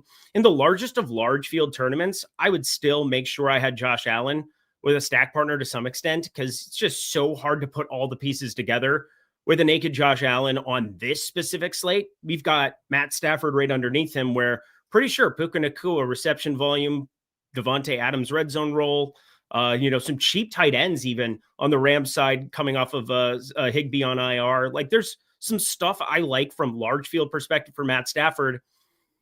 You got to pair him up with some cheapies, because $7K is now a very expensive guy with absolutely no rushing floor. But against Carolina, I suppose 3-4 touchdowns, still very, very live in the cards. But as opposed to Josh Allen, where we just never know where it's coming, cheap guys, we have expensive guys for Matt Stafford. I don't love the idea of Matt Stafford stacks today, but I guess I'm trying to find some kind of a reason to potentially get to some skinnies with him, with either one of those guys. I just like Justin Herbert exponentially more in the afternoon game environment. There's not a ton of late swap edge, I believe, on this specific slate, but 20 plus projection here for Herbert. Same kind of deal. I'm saving $500. I'm getting cheaper stack partners. And I think Keenan Allen's my favorite tournament play at the wide receiver position on the entire day. Coming off of a bye, Keenan Allen off of a bye, Spags. That could be a big, big deal that's not being talked about. He's also a zone-heavy matchup, which Keenan Allen is going to be the biggest beneficiary of on that entire team as well. He's getting targeted 31% of the time versus zone, and Vegas is running at about 2/3 of the time that they're out there, which is a pretty high number. So Keenan Allen, I'm with you conceptually. Herbert stacks, I do feel kind of similarly to Josh Allen ones, except, we have a lot more guys with upside. I think it's hard to pare down which ones you really want to play the most. But I think Herbert looks good. Stafford fits the criteria, though, that I think if he has a good day, it's likely because Puka Nacua had a big day, likely because Puka Nacua and Devontae Adams combined might have had a big enough day to pay off their price tags. I think with some of the value you have on the slate, in particular, I think some of the pay down receivers, again, you could go to. I think it works out decently enough to try Stafford stacks. So I push towards him a little bit more, but these guys, to me, they all feel like about 7% plays. I guess Herbert's going to be owned about 2x that. Up the sim, I got Herbert at 7, Stafford at 7, Josh Allen at about half the field. I think those numbers feel fine to me. But if I had to really pick one, I'd pick Stafford, because I think people don't pay enough for that double stack, and it has the upside to win you a tournament any week. And Carolina's defense is actually pretty bad in the pass game and pretty good in the run game. We continue on our merry way. Daniel Jones apparently is playing football with a broken fibula. Hashtag tougher than me. Hashtag. Daniel Jones. I don't know what to do. Probably 0, more than likely. I have 0 in. I have a lot of lineups on DraftKings today. I find it not that all that appealing whatsoever to try to make him a thing against Houston. I suppose we did. Did we see the Will Anderson news come through? I saw that at no point today. At any point. And obviously that's one of the premier players in football. Not that it's going to do a ton for me. Yeah, it sounds like he's active. So that's good. Big plus for them there. Didn't practice on Friday. So wanted to double check that as I was going through the actives and actives right before this show. But I find Brock Purdy it's just brutal. It's 35 mile an hour sustained winds. And even though you're going to be dumping it off to McCaffrey, even though you have the rapport with Kittle, these are wins that will actually factor in. And we do a good job of, I think, mitigating weather conversation because it's too loud as is in the industry. This one's pretty warranted. No, Spags? Yeah, I mean, high winds, wintry mixed conditions. It's really, it does seem like a good spot. The total's also moved appreciably, which is normally the main thing we're looking for. Like, I think people sometimes freak out about weather, and it's like, well, the total moved a half point. It's not really anything. You're talking about it falling pretty substantially for the Cleveland game. So, also industry wide projections for both defenses getting a boost. It sucks too, because I think Shador might have had a shot against the Niners pass defense, given how bad they've been this year, if it were not this god awful conditions. But I don't think he's got any shot now. So playing either defense, not an issue really. But I'm with you on the guys you mentioned. I'm not playing Purdy, Daniel Jones. They said his lateral movement's going to be affected against a high pressure Texans team. It doesn't feel like a good spot for that. Jones can certainly run a timely offense, and that's all good. Maybe he can somehow hit stack upside, but losing the rushing, I think, for Jones is a big part of why you might want to play him. And I'm not doing that. Yes, range to me that you just talked about, really nobody. I mean, even Mayfield, like Baker, I like, but he is injured too. Ooh. And it does feel like one bad hit. It's not his throwing arm that's hurt, but it is his non-throwing shoulder. I'm surprised he's playing this week. Like he was like limited in practice towards the end of the week. They were talking about having to rebuild the offense with Teddy Bridgewater, and then Bridgewater's not playing. And, granted, he probably wouldn't have been a good start anyway, but I'm surprised Baker's playing. Just the gimpy quadrant here / the weather affected quadrant, like not the best grouping of QBs. Yeah, one of the things I'm kind of upset, I couldn't really find a way to take advantage of it. I think it's come down a little bit, down to 225.5, but 229.5 is a pretty big passing yard number here for him going up against Arizona. I think this defense has always just been a little bit better than people think that it is. I mean, I've always been a big Budda Baker stan. He's one of my favorite defensive players, maybe ever, that I've ever watched play football. He's getting in the later stages of his career at this point, but Budda Baker is a freak, and I don't know. It just hasn't looked great on the Tampa Bay side here for a couple of weeks. They played some decent teams as well. That's not going to look great. New England's been resurgent and, was able to get whatever they wanted on the ground, even with Travion Henderson, which is not typically what you get here. But let's talk Jacoby Brissett, because 38.5 pass attempts is the current line that I'm looking at here over on OddsShopper, which you can check out as well on the live odds page. We have seen massive passing volume from Arizona the last few weeks. We have played them a lot in the Sims. We have played them a lot as chalk, and now he's sub 10%, and there's a guy right below him in Sam Darnold that's pulling exponentially more ownership. It's 2.5%, but think about the stack partners there. I don't know. This feels like a Jacoby Brissett plus favorite pass catcher between Wilson and Marvin Harrison, who's back, which I'm still going to be siding with the Wilson side of things, and Trey McBride. Put those doubles together, and I have some Michael Carter interest for what it's worth. I don't think Bam Knight is 100%. His ankle did not look very good last time out, and there's not really another running back behind Carter, and Carter fits kind of the scheme of what you're trying to do against Tampa, which is just get the running game going by way of short volume passing, or like short distance, short ADOT passing. And not that Jacoby Brissett has been dumping anything off, but he has been throwing it pretty close to the line of scrimmage to guys like Michael Wilson and Trey McBride. He's probably my favorite tournament quarterback for today, Spags. Yeah, I mean, I'm getting 15% in the sim, Fields at 8, so I certainly wouldn't mind that number. I do think that getting Marvin Harrison back in is not good for Michael Wilson. I'm a little surprised to see his projection be as high as it's held industry-wide. Like, we have, a 2-week sample of Wilson looking like a really good receiver in this offense, filling that role in a way that Harrison maybe hasn't. But Harrison, when he played with Brissett, he has had multi-touchdown games as well. Like, he's had big upside. And then you also have Trey McBride, who's a guy I've been playing the entire time. I feel like this entire year on DraftKings, he's been too cheap. Now he's almost 8K. And like, if I'm trying to pay for him or, chalk Devon Achane, I'm probably going to go Achane's way in more lineups than not, at least based off the projections. If I want to pay up at receiver, it's really hard to get to McBride. So to me, the spot, like, I'm happy to get these guys in stacks, but I don't think they're a priority like they were previously. And last week too was kind of part of a cash game build. You were getting Wilson and McBride a lot. So I think that was something where it was there. This week it just feels like it's not the same price value there when you put Harrison back in and all that. But, it's not a bad matchup for sure. Brissett has had a lot of success in much worse matchups than this one against Tampa Bay. But I'm just not crazy about the spot this week because I think now you're getting what you pay for, which is cool. Kind of the same thing, I think, like a Stafford stack with the Rams. Like, obviously you're paying more there, but you're getting what you pay for there. Here you're getting what you pay for, but it's, it's a lot of money compared to what it was. That's how I feel when I go to Vegas. But anyway, we got Michael Wilson and Trey McBride here. You get what you pay for. We got so much in The Sims. I really like it. It's probably, again, if it ends up chalkier than projected, so be it for this one. At least I'm getting the guy that I know is going to be ripping it around the field the entire game. He's looked pretty functional, even though, again, I don't want to like compliment him too much. Arizona's not a good football team by any means, but defensively, they don't really get slaughtered. And Jacoby Brissett is doing enough here. I don't know if I love bringbacks on the Tampa Bay side. Is there anything on the Tampa Bay side you like whatsoever? It is so messy right now.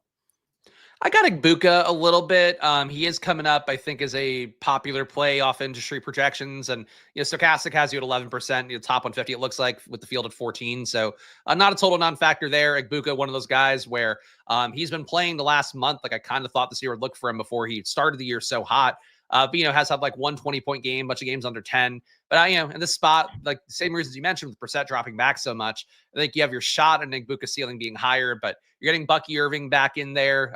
Godwin looking a little bit closer to form, I suppose, last week, at least, hopefully ramping up snaps this week. It's really not an exciting play. So if you were to tell me you're not playing today for Tampa Bay, I wouldn't hate it, but I think Igbokwe's got enough ownership. He shouldn't be like a zero. We'll get into some lineups, I think, naturally, no matter what. Yeah, maybe stack Harrison Wilson with Brissett. I think so. I mean, they played that Xavier, whatever his face was, for like over 50% of snaps last time out. I think they just go out and share the field a bunch. Greg Dortch not going to be your blocking back by any means, or sorry, your blocking wide receiver by any means. He's basically a back because of the ADOT and how they utilize him. But yeah, Jeremiah Johnson, maybe stack Harrison. I have no problem putting those two together with him, but passing up on McBride feels very difficult because you can just, if Jacoby has an upside game, for me to miss out on the tight end position with McBride as like one of the main culprits of him having the ceiling game, it would surprise me not to have him come along for the ride. I feel like I think that's what most people are going to do. Probably play one of the two, but considering they're both 5,900, 6K respectively, no problem if that's a path you want to go. Sam Darnold, he's got Jackson Smith and Jigba. Heard that's pretty good. One of my favorite tournament plays, Rashid Shaheed as well.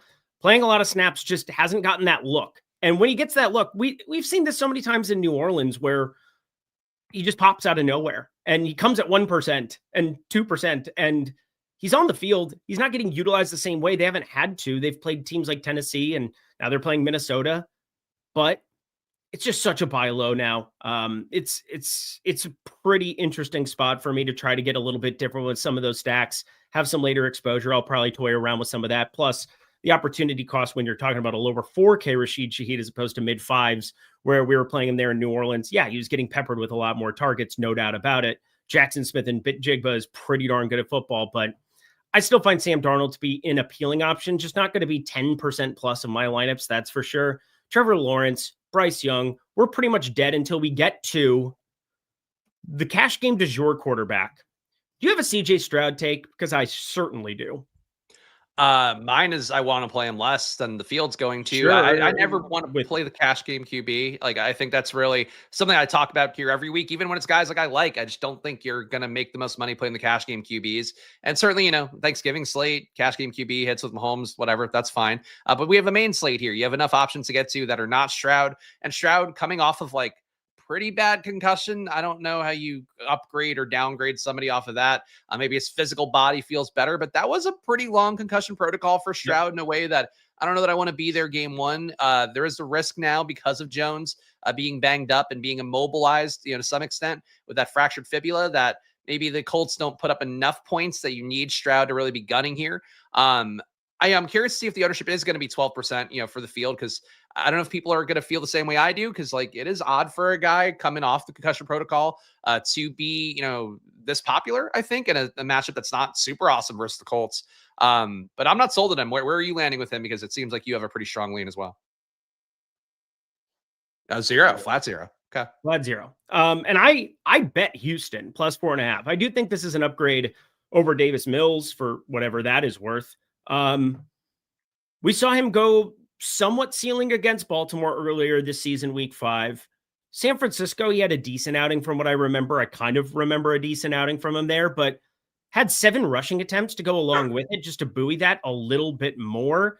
And if we take the rushing out of play, which again has never been a huge featured part of CJ Stroud, but if we're just asking him to go out and throw 3 touchdowns.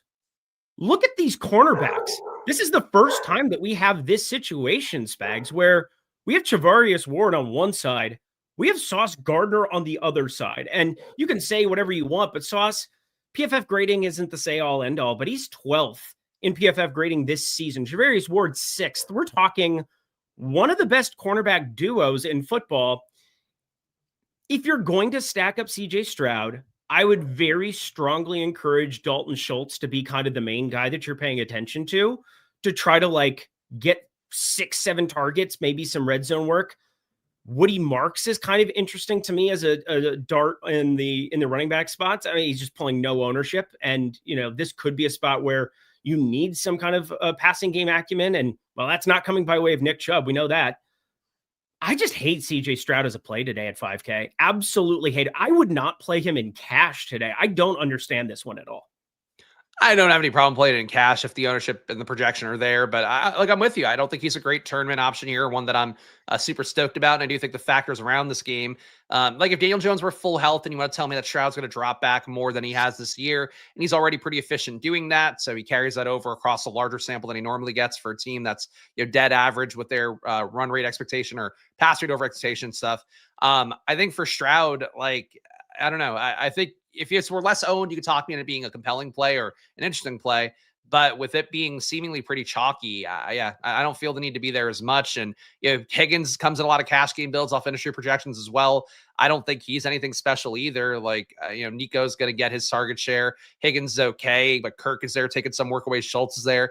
But it's a lot of ownership projected for Houston today. And like, I'm with you. I guess you're safe from weather. That's a positive. Yeah, you're in a dome getting your ass kicked by the Colts. That'll be fun. Even though, here's the thing. I bet Houston plus 4.5. I have that ticket. It's down to 3. I felt pretty confident that CJ Stroud was still going to play. I said he's an upgrade over Davis Mills, but I just love the defense. I wanted to make sure Will Anderson was in here as well. So everything seems to be in line there. But yeah, I see 17-14 written all over this one to some extent. Hope you guys had a good turkey day. This is from Coach S111, a great DFS player. My dear Lord, hope you guys had a good turkey day. Goats, see you at the top. That would make me very, very happy because you tend to be there. Really appreciate the super chat. We had this from Jeremiah Johnson as we came in the door as well. $2. Favorite single entry stack for FanDuel today. Waller min salary. Nice shout out there to some extent. He's had a decent red zone role, and obviously Miami, one of the better weather situations of the outdoor games that we've got on this slate, but I don't know how much we're going to get him to play. They've kind of intertwined. What's the other tight end that everybody was talking about earlier in the week if Waller didn't get activated? Dulcich. Yeah, Dulcich. What are we doing here? What are we actually doing with our he's lives? Minimum salary, and he's gotten decent routes with. I got it, yeah. But Waller back in, obviously that's not a play now, thankfully. Yeah, not gonna be a play. But just to pull up the FanDuel side, because again, sharing the single lineup sim, we just got everything updated, so I'll be able to run a sim as we jump over to the running back position. But favorite single entry stack for you over here. The one thing to kind of make note of when it comes to the ownership is Matthew Stafford. Over on FanDuel today, Matthew Stafford is a joke. He is 8K and he is pulling crazy ownership because you stack him up and getting touchdowns on the FanDuel side with your stack partners. Very, very important. Getting 7, 8, 9 catches for Puka Nacua would be great, but like you really want that touchdown over on the FanDuel side of things because of the half-point PPR scoring. He's pulling more ownership. Stroud still kind of in the same realm in that 10-ish, 11-ish% area. Herbert, he's more expensive than Stafford, which is why you're seeing that flip. But my favorite one is still going to be going way down the board here to a cheapie, and not Max Brosner, my dear God. Tyler Shuck, I think, is kind of an interesting one that we're going to talk about over on the DraftKings side of things. 6,500 over there. Every pass-catching partner, every partner that you can skinny him up with, very, very cheap. Miami, I know their defense has performed better. I still don't think they're all that imposing here. I like the idea of a little Tyler Shuck in our lives. Do you, Spags? Who's your favorite single entry stack on FanDuel? Yeah, I mean, I like Shuck on both sides, and we could save the larger spiel for that. But Okay. I think looking at the top stacks tool, it does seem like Darnold stands out here. And ultimately, look, I might have my feelings about Darnold on the slate. I don't want to go as nuts on them as Sim's giving me on DraftKings, but I do think when you see 10% ownership and a 15% chance to be the top stack, and the other guys in this range, I guess Stafford technically a little bit under-owned, but everybody else appropriately owned this range. I think going to Darnold seems like a good move, but I would say if you could afford it, Stafford, Eric mentioned all the points there, why you might not find it the easiest to do. But Stafford or Darnold, I think based off the top stacks for FanDuel, it seems like the data plays. All righty. Let's jump back over to the DraftKings side of things and talk about these aforementioned cheapies, because 5K, CJ Stroud, he's pulling all the ownership, but I think all the guys that we want to play are far, far more ridiculous. We've got, I'm just kind of sorting this upside down here just to flip it around. We've got Max Brosmer all the way down at the 4K floor. I kind of in jest was talking about it a little bit last night. We'll say it's always fun to build out lineups with a 4K quarterback. The problem is I want to bring a 7,100 Justin Jefferson along, and you kind of need that to go off and really be in come from behind mode. And I'm just not sure that it's there. I don't think I can do it today. Tyler Shuck, though, he's pulling more ownership, but I still don't think enough here at 6%. I'm happy to be overweight to that. And my super disgusting play of the day, Geno Smith. This offensive line has been in shambles. Chargers off a bye. Everything is a disaster, but I don't mind pairing him with Ashton Genty. I don't mind pairing him with Trey Tucker, who really has not had that performance absent Jacoby Myers. And then we've got the, I would say, best tight end play that isn't named Trey McBride on this slate, projected for a lot of fantasy points. Brock Bowers still sub 6K. We were just talking in his first game back about how he was such a jam Spags. Oh, we'll never see Brock Bowers sub 6K again. He's still sub 6K. So we're still there with it. Geno Smith, Tyler Shuck, what a time to be alive. Welcome to week 13. Who are your favorites down here at the cellar? So I reran the sim, and by the way, like the Darnold stuff is flattened out now, and now the exposures look a lot closer to what mine look like. That's so nice. I feel less crazy now. I like cheap QB again. I talked about last week. I just felt like the ownership was going to go really heavy to Mahomes. I didn't love the spot. Ended up being the case. Obviously, it's not to pat on the back, but was one of those things where I spread my ownership around a bunch of cheap QBs. The Jameis lineups hit really hard. A lot of guys in that range were close. One I thought was really close, and I watched the game. I don't know why I'm like a sucker for Jets games, because there's something conceptually interesting about them to me where they should be better. You've had guys have good fantasy days. You have like good coaches there, all of that should be getting better results. But it doesn't happen. But Tyrod played pretty well, and he's playing really well under pressure this year, which is one of Justin Fields' biggest flaws. He's actually got one of the best EPAs in football under pressure. So Tyrod, you have a really cheap double stack there with Mechie and AD Mitchell. Both guys over 50 snaps last week. Mechie put up 18 fantasy points. Mitchell had a terrible game, but had the underlying workload with targets and air yards where he could have hit. You still have Mason Taylor there. Breece Hall looked pretty good last week and had, I believe, 4 catches for 74 yards. So you have like a double you can get to, plus Breece Hall was pretty chalky on his own.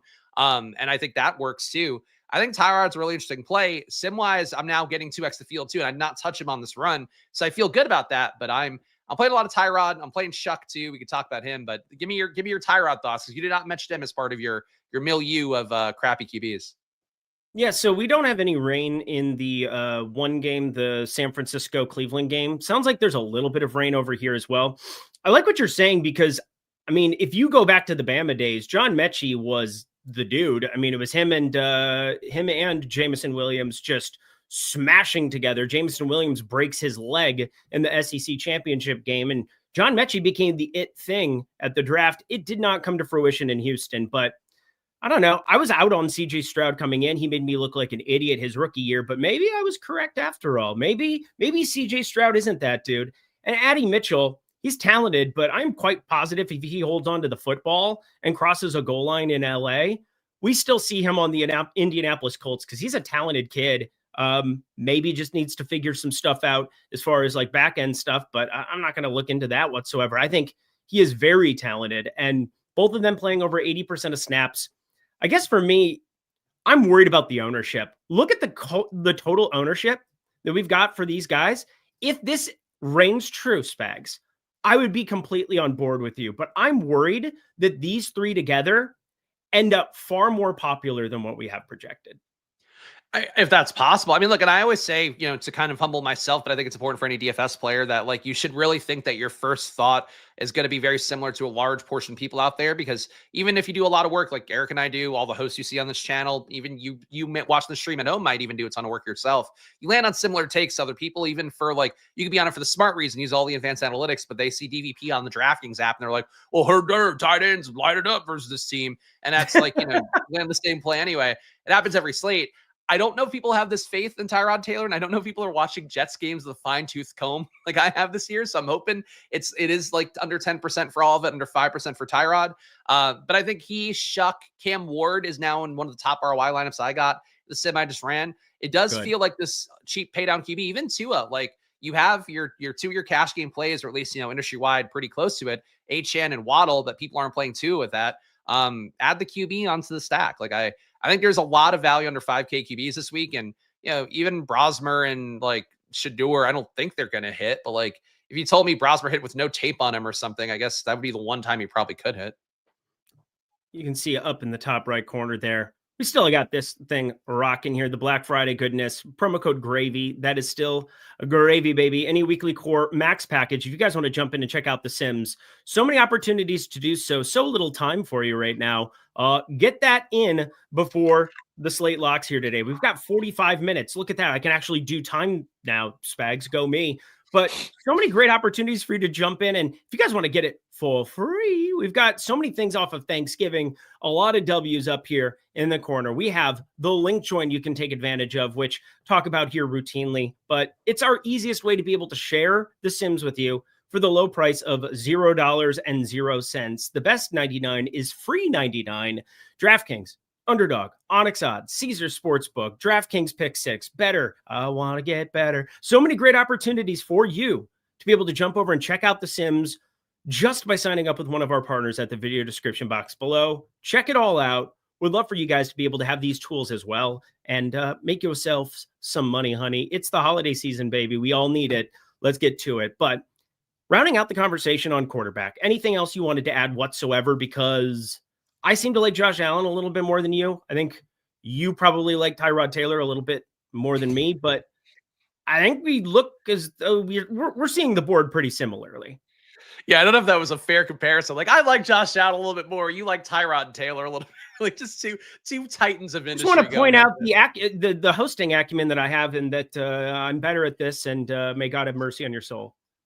But yeah, I think we are in similar pages here. And again, I really feel like validated by seeing the sim update here to say the cheap tier is a little bit more. I mean, you are getting, but 33% of your ownership to guys, so maybe a little bit less than that, under 5K. So again, probably not Shador. I said his name, like, just kind of listing off the cheap guys. Shador, if their weather weren't as crappy, I would have taken a shot on him because the Niners pass defense is that bad. But yeah, like cheap guys, valid the slate. Probably not so much Shador and Brosmer though. All right, I'm running a sim over here on this side as well, so bear with me so that I can share that with you. But we're going to start the running back conversation. Devon Achane's pulling some ownership, Spags. Okay, yes, just a little bit, just a touch. Mother of God.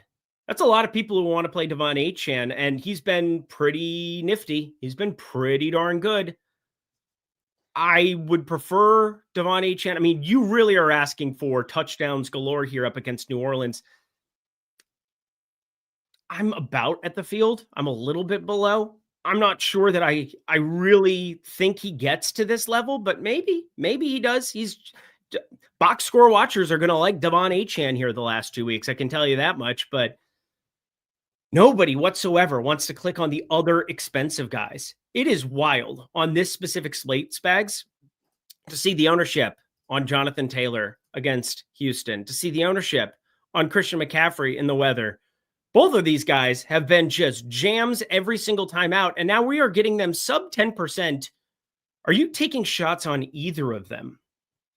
I did force my way to a little bit of McCaffrey because I was getting Niners D naturally, and I feel like it's worth the shot that you just get checkdowns endlessly for McCaffrey. If there are wind and weather concerns, if there is any sort of precipitation that comes down, I think it increases the odds of him just getting fed the ball endlessly. But like I do expect it to be a tough matchup going against Cleveland for the Niners. Like it's a good defense. The Niners offense we saw a little too willing to give games away against Panthers secondary that's nowhere near as good as what they're going to face. And and Myles Garrett hunting down sack records, he doesn't have to get all of them today, but he's in range to start really chipping away at that the next few weeks.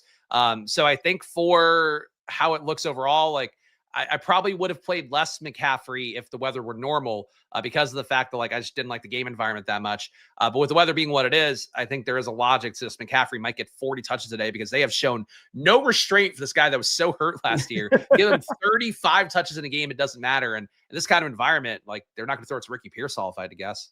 No, I don't think they are either. And we just got another projections update if you were playing along at home. So I'm going to rerun the sims again here. So that's just kind of, the single lineup sim is probably a good way to go about this here, but I'm going to run some stuff on the back end. Hopefully I'm able to share those with you here in a second, but shout out the projections team doing some overtime work here, getting 2 runs in just after noon Eastern time, early in the morning, after 9 a.m. here on the West Coast. But looking over at the rest of these pieces on the expensive end, Bijan Robinson, this is kind of my dude today. I like Bijan Robinson a lot for tournaments, and you brought up the cheap pass catchers, the Mechis, the Adonai Mitchells, not bringing Tyrod Taylor, but I do kind of have a ton of interest in those guys just as salary savers. We're going to talk about DK. We're going to talk about Aya Manor, who's going to be back in our lives here for this week as well. Some other cheapies we can rotate through, but I think Bijan Robinson, in addition to some of those guys, I like kind of those little skinnies. I like those, like little mini stacks that we've got going. But you brought up your boy, so I'll just give you the James Cook floor here. I think he's a great tournament play as well. Tell the people all about James Cook and why he's going to make us $1 million. Yeah, it's one of those things where like quite literally whenever he's been low owned, it feels like somebody's winning $1 million with James Cook. And it's a slate here where we've talked about Josh Allen. I feel like industry wide, just, listen to the usual run of content I do across the industry. I think there's been a lot of talk about Josh Allen this week. And in those kind of spots, I'm willing to go to James Cook. And especially too, when it's like James Cook, 7% expected ownership or so. We'll see what the most updated ownership is in a moment here. But it is a spot against the Pittsburgh team where they're giving up 0.04 EPA per rush, 0.09 EPA per red zone rush. Mentioned these numbers before, but like it's a soft run defense for Pittsburgh. The pass defense is not as good as people think either, I think in their brains, but it is a particularly bad, run defense compared to how people view it. So when I have James Cook at under 10% ownership and he's coming up naturally for me, salary and projection wise, I'm kind of happy to be there. So definitely got Cook in a good amount of lineups. I think in my final count, I'm rerunning the sim. But my stuff I've been so far, a lot of my hand builds, I got him in 15. I think he's a good play. You're definitely not like in every lineup play, but I would like to get a little bit more here when I kind of fine tune stuff here down the home stretch. Yeah, me as well. Dave Canales, he had made mention that, we probably screwed up a little bit not giving Rico Dowdle the ball against San Francisco. You think? You think you did that? Now you get to deal with the Rams. It's stressful because I was hoping they were going to have a soft landing spot coming off of Rico doing absolutely nothing. 6 carries, no work whatsoever, was great in those 6 carries too. It's just Bryce Young's a frustrating guy from time to time. And Dave Canales realizes that it is what it is. You live by the sword, die by the sword. I guess you just die with a 6'1" Bryce Young. But I look at Rico Dowdle as somebody that I wish he were playing any other team besides the Rams. And that's where Kyron Williams just makes sense to me. It's on the road, which I guess will help us a little bit. Carolina's defense has had some functionality at times. You talked about them being a little bit worse against the pass, no doubt about it. But Kyron Williams, 10%. In the interest of not having 41%, 42% Devon Achane on today's slate, I'm rotating through a lot of these mid-range guys. Travis Etienne, Ashton Genty, who, did end up beating out what's-his-face the other week. That was nifty, but it was by like 2 fantasy points. Yeah, that's right. That was your big stand. Yeah. You should deserve more credit for that because you did dig your heels in on it, and people could have laughed at you, but you were right. Yeah, I was right. And you know what? It meant nothing because it was like 2 fantasy points on a last second touchdown.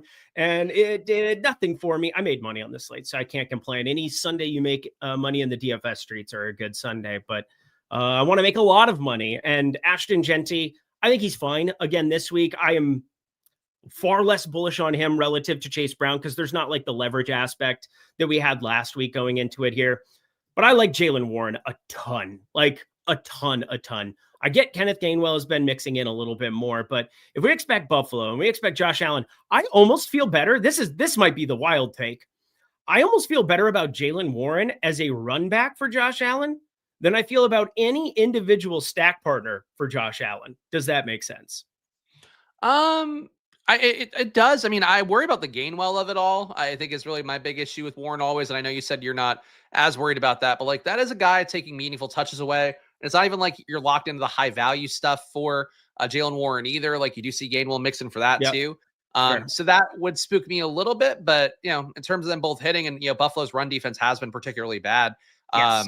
Sure. I support it. It's just like he obviously Warren a shot a couple weeks ago was like the worst example of it, but I have not been dying to go back to the well since then personally. Yeah. Sean Tucker, 3 tutties.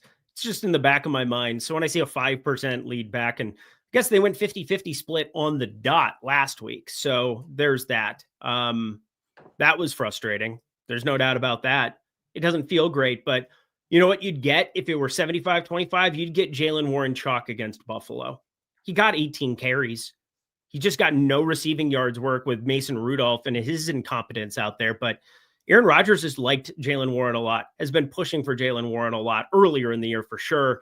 Maybe Kenneth Gainwell is, taking over Arthur Smith's heart, and that would be a disaster for all of us. But Jaylen Warren is definitely the guy that I think at 5.5%, I'm going to be over. Let's talk about some chalk now. What are you doing with Breece Hall? I'm playing him. I'm encouraged by it. Again, I'm in the bag for Tyrod Taylor. I think he's been impressive to me watching him. And now Atlanta's defense getting worse by the week. One of those teams that a lot of motivation at this point, I think, or less motivation they've had, certainly. I think for them, it should be easy for Breece Hall to find some production in the run game. But with Tyrod back there, if Atlanta creates pressure, which they have at a pretty good clip, I think you should be able to see Breece get some checkdowns. He went 4 for 74 last week. Maybe shouldn't be that efficient this week. But if he gets 6 catches, it might be looking similar outcomes there. I like Breece Hall a good amount, getting him in half my lineups, and I feel good about that number. Vidal, I'm surprised I didn't get more of. I feel like he's one of those plays to me that make a lot of sense when we have good ownership going to Herbert and people trying to figure out the stack. And we do have no week with Hampton. I thought Hampton might be back in this week, but being held out one more. Raiders run defense a little bit better than I think people expect. And certainly in the red zone, they've shut down a lot of teams. But Vidal has that sort of bell cow workload. So I like this range a lot. And I really, to me, I guess the big thing is like, I like Hall Vidal. We haven't gotten to him yet, but he's a little bit of a lower price tag. Walker, I feel like is the one I would like to get less of, and the sim does not agree with me.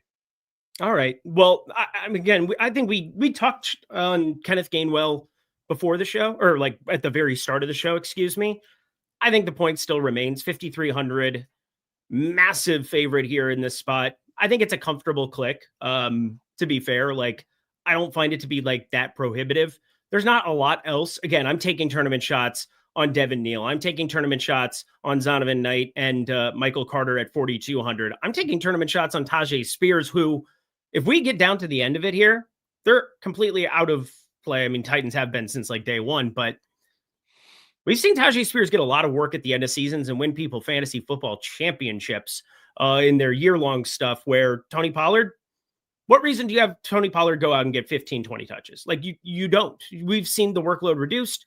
It's basically been non-existent, Tony Pollard, once you got Tajay Spears back. The difference is Tony Pollard did not smash this year absent Tajay Spears, and just he seems like he might be on the way out. He might be on his ways out. And Tajay Spears, 1% passing game volume. You look at some of his alt lines, they're not as interesting as what I expected them to be. But there's really like no opportunity cost under 5,300 because nobody's pulling ownership. If you like somebody, if you want to click on somebody to get different, you can do it. But yeah, Kenneth Gainwell, I mean, he's projected by 3 fantasy points more than Devin Neal, and then nobody else in double digits outside of Kenneth Gainwell in that identical spot. I don't know what to say. Like, I'm okay with it. If I get in this last run, like 30-35%, which is kind of where I was landing, I'd be just fine with it. If I need to trim some of that, you do have this as a safety valve where if you want to get different or you need to get different in a tournament for some reason, or you're trying to get first, you need to bypass somebody. You have Kenneth Gainwell there. You're losing Devin Neal in the early session of games, but lots of ways I could see Kenneth Walker still working out specs. Yeah, you were mixing up your Kenneths a little bit there, so you kind of lost me for a second, but I think I got I got it was 2 Kenneths back to back, which is unfair for any host to have to At do the all same predicting, price. so. At the same price. But yeah, I with you. I get it conceptually, Kenneth Walker and the ownership there. I'm with you as well that I think Gainwell, other guys in that range, like Neal's only coming up 4% in the sim. The sim I just ran here, Fields at 8. I'm surprised to see Walker be coming up 44%, Neal at 4. And Neal's not, I don't think that's special talent. He's not missed a single tackle in the run game to start the year. Like he's not really doing anything super special so far, but he was a guy that played pretty well in college. And I think, is efficient enough that like, I'm curious to see how he does here against Miami team that is definitely really bad versus the pass, more close to average versus the run, but it's a good run out for Neal. But I just I'm not crazy about the Walker chalk. You want to be with 26% sure. But like, I'd rather not get to like 45% and would rather get some Charbonnet with that as well. Just direct leverage. Would rather get some Vidal, some Neal in that range. Would rather be above the field on Breece Hall than Kenneth Walker personally. You're not doing any dumb stuff like me, sub 5K, right? No, I don't think I got anybody really there. Because Charbonnet's above 5K, so yeah, no. Well, no, Charbonnet's under 5, so he's the only one I got. Hit that like button for us if you could. How are we doing? How's the Puppet Lindquist introduction like button meter going? 713. That's not enough. That's not enough. We don't whore out Puppet Lindquist just for 713 likes. Got to get those numbers up. Those are rookie numbers. Tails app. That's good stuff, friends. Download the Tails app right now. We got Google Play. We got the App Store. Whichever one you utilize, let's be serious. 90% plus of you holding an iPhone in your hand potentially right now. One thing you can do to get more action down today is heading on over to Tails. You've got myself. You've got Lofty. You've got all of the guys that you've seen here on the course of this show. Greg Ehrenberg. You've seen Jazzraz DFS, my guy. Ben, we've had all of us. Everybody you've seen on the show is over on Tails, but that's not all. We are but 2% of the people over at Tails here at the moment. So many other experts, super sharp people. We've got an unbelievable array of bets in the NBA streets, in the college football streets, in the NFL streets, whatever you're looking for. You have an opportunity over at Tails to download the Tails app and get some bets in your life this second. 30 minutes left here before NFL starts. There's going to be something for you over at Tails, I can guarantee you. Alrighty.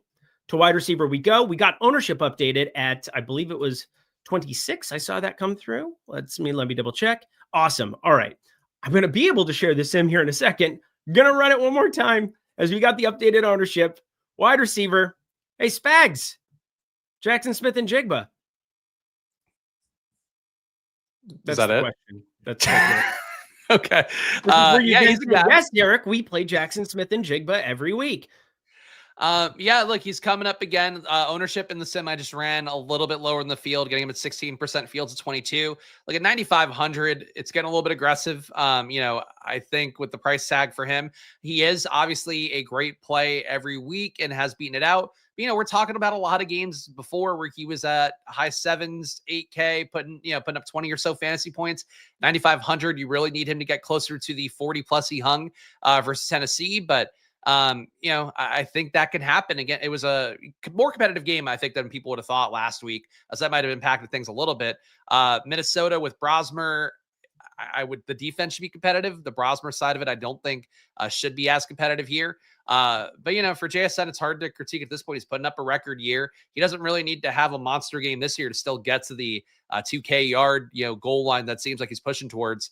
But he's great. I'm really not going to critique anybody playing him. I'd probably rather play Puka Nacua, and the sim seems to agree with that. But I don't know, JSN, I just feel like I haven't had any real feelings for any given week. I just play what I get in the sims, and it is what it is.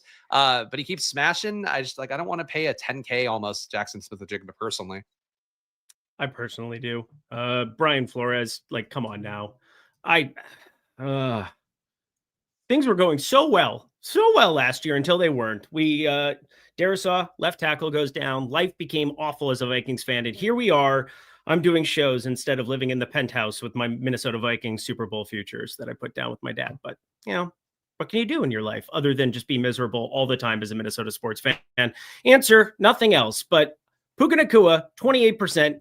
I totally agree with you, though. If you made me play Jackson Smith and Jigba or Puka Nacua, I side with the Puka Nacua side. But for tournaments, what are you doing with Devontae Adams? Because I do think Stafford over on FanDuel definitely a conversation point on how you kind of split Nakua Adams, because you really need both to go off on a slate like this. You have the opportunity cost of like Puka needs to kind of beat out JSN when they're this close to each other. But Devontae Adams kind of feels like a forgotten guy on a lot of these main slates. And all he does is catch touchdowns at the 1 yard line. Devontae Adams, 12% ownership. All right. Are people going to play him as skinnies with Stafford? There's a lot of ways to go about utilizing Devontae Adams today, I think, in an interesting fashion. I'm overweight. What are you doing with him specifically? I think I mostly got Adams in doubles, but got a little bit above the field. The field's at 11. Sim gave me 12. I have slightly more than that. Some of the handbuilt stuff I have before the show, so it'll probably come out a little bit higher. I like Puka Nacua a lot. I mean, I think for me, the big thing with Puka is that he commands targets at such a high rate. Like he and JSN are commanding targets about 37% of the time. Only guy in the league who's at a number that high is Rashee Rice, and his has been trickling down a little bit for the most part, since that first hot start. He was obviously good this week too. But these guys are sort of on a tier of their own is really the main point I would make in terms of earning targets for PPR. Puka has less touchdown equity so far, but it does feel like that could flip. But Adams is a meaningful part of how the Rams score touchdowns. I mean, it stood out for me for weeks, but Puka Nacua down to 1 red zone target a game or red zone opportunity a game, 0.6 inside the 10-yard line. Devontae Adams at 2.4 a game, 1.6 inside the 10-yard line. You're talking about double the workload, whether it's inside the red zone overall or inside the 10-yard line. He's getting all the high-value work. So I think the double stack is appealing. I think what you mentioned about the game theory here, given how high Puka Nacua is, if you do hit with Stafford having an outlier day where let's say Adams gets 2 touchdowns, maybe one of the tight ends pays off or something like that, I think that could be a way to get leverage on Puka Nacua. But I rather play the double, so I just tried to play Stafford doubles with both guys and assume people won't get there. But I think your approach equally is valid, or maybe even more so. All righty. Let me do this. This is going to take 2 seconds. We're going to do this. I'm going to do this, and then I'm going to be able to share the Sims here, which is going to be very, very fun here as we are working through some of this. Obviously, the single lineup Sim is just absolutely fantastic, but I want to give you the whole shebang here as we are rounding out the rest of our show here for the next 24 minutes. But to the wide receiver spot, you can see in my final run, as I just kind of got everything done, Puka Nacua, I'm going to be playing north of 50% of lineups. So he's definitely, I have a very, very strong stand on him. We'll get to some of these cheapies here as well, but I have a little bit more Jackson Smith and Jigba than the 18% that is showing on your screen here. I got all of my lineups in just now. I'm set and ready to rock. But now we get into the range of Jalen Waddle. He's one of the better individual sim player ROI numbers. I'm very nervous. He is the write-up everywhere. He is the picture everywhere. We are still, even with 3.6K people watching us on YouTube, even with over 5,000 people watching over on the Twitters, we are still in a bubble, Spags. And I get nervous that Jalen Waddle is going to be massive, massive chalk against New Orleans today. 1, is that rightful chalk? And 2, are you eating it? Yeah, I like Waddle this week. I think he makes sense in lineups without Achane. I think he makes sense in lineups with Achane if you're trying to capture the game environment. As we talked about, I think we both like Shuck a good amount this week as one of your paid-on options. So Waddle and bringbacks there, Waddle and Achane and bringbacks. I mean, one thing that I usually try to do is I see what the cash game builds are around the industry and try to figure out can I game stack around this without eating a ton of chalk along the way. And if you take the pretty decently owned or expected decently owned Achane, and also Waddle is going to have a good amount as well, and just pair that with some, Saints stuff, whether it's a double stack, it could even be a triple with Neal. I don't think it's crazy.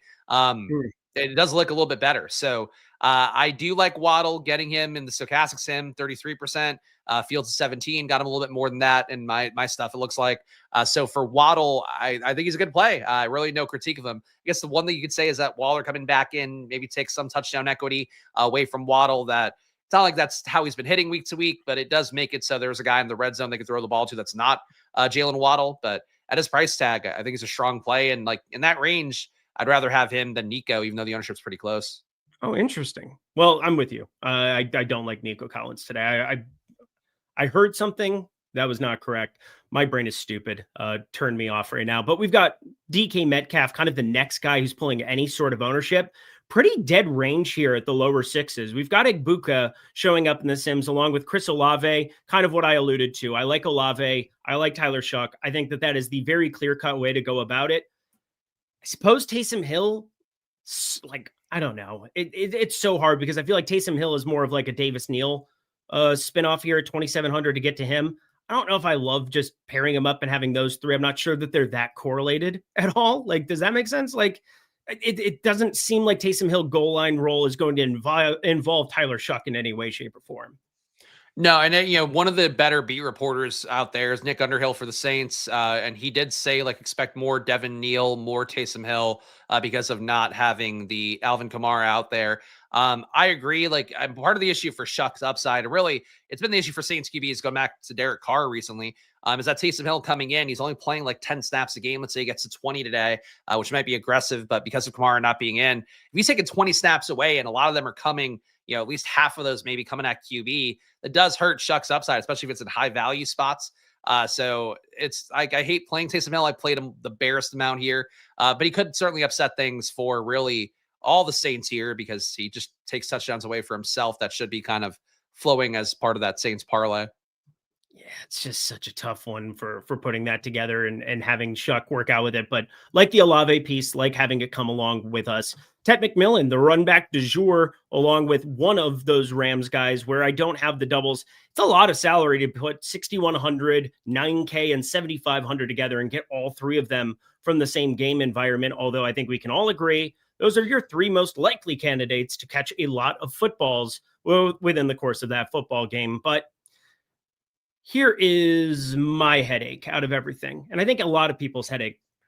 Harrison or Wilson? Wilson or Harrison? We touched on it a tiny bit. Can you make it a little bit clearer for me why it is that Marvin Harrison is pulling the exact same amount of ownership coming off of Michael Wilson smashing the last 2 weeks?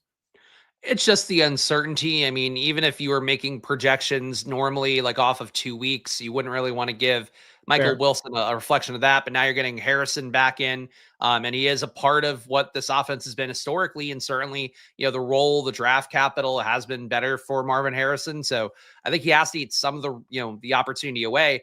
This is Jonathan Gannon coaching for his job, and Drew Petzing, the offensive coordinator as well. I'm sure same thing to some extent, because he probably would go before Gannon if that's an option to kind of sever the head there and then you keep your job.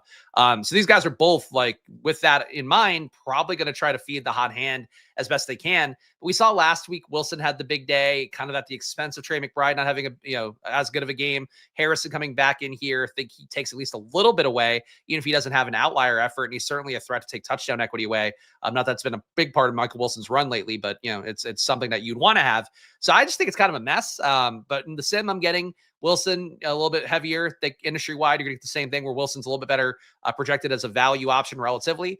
But they, I think, eat from the same plate. I would have a hard time playing them together. And it could just all flow McBride's way and be moot anyway. Oh, God.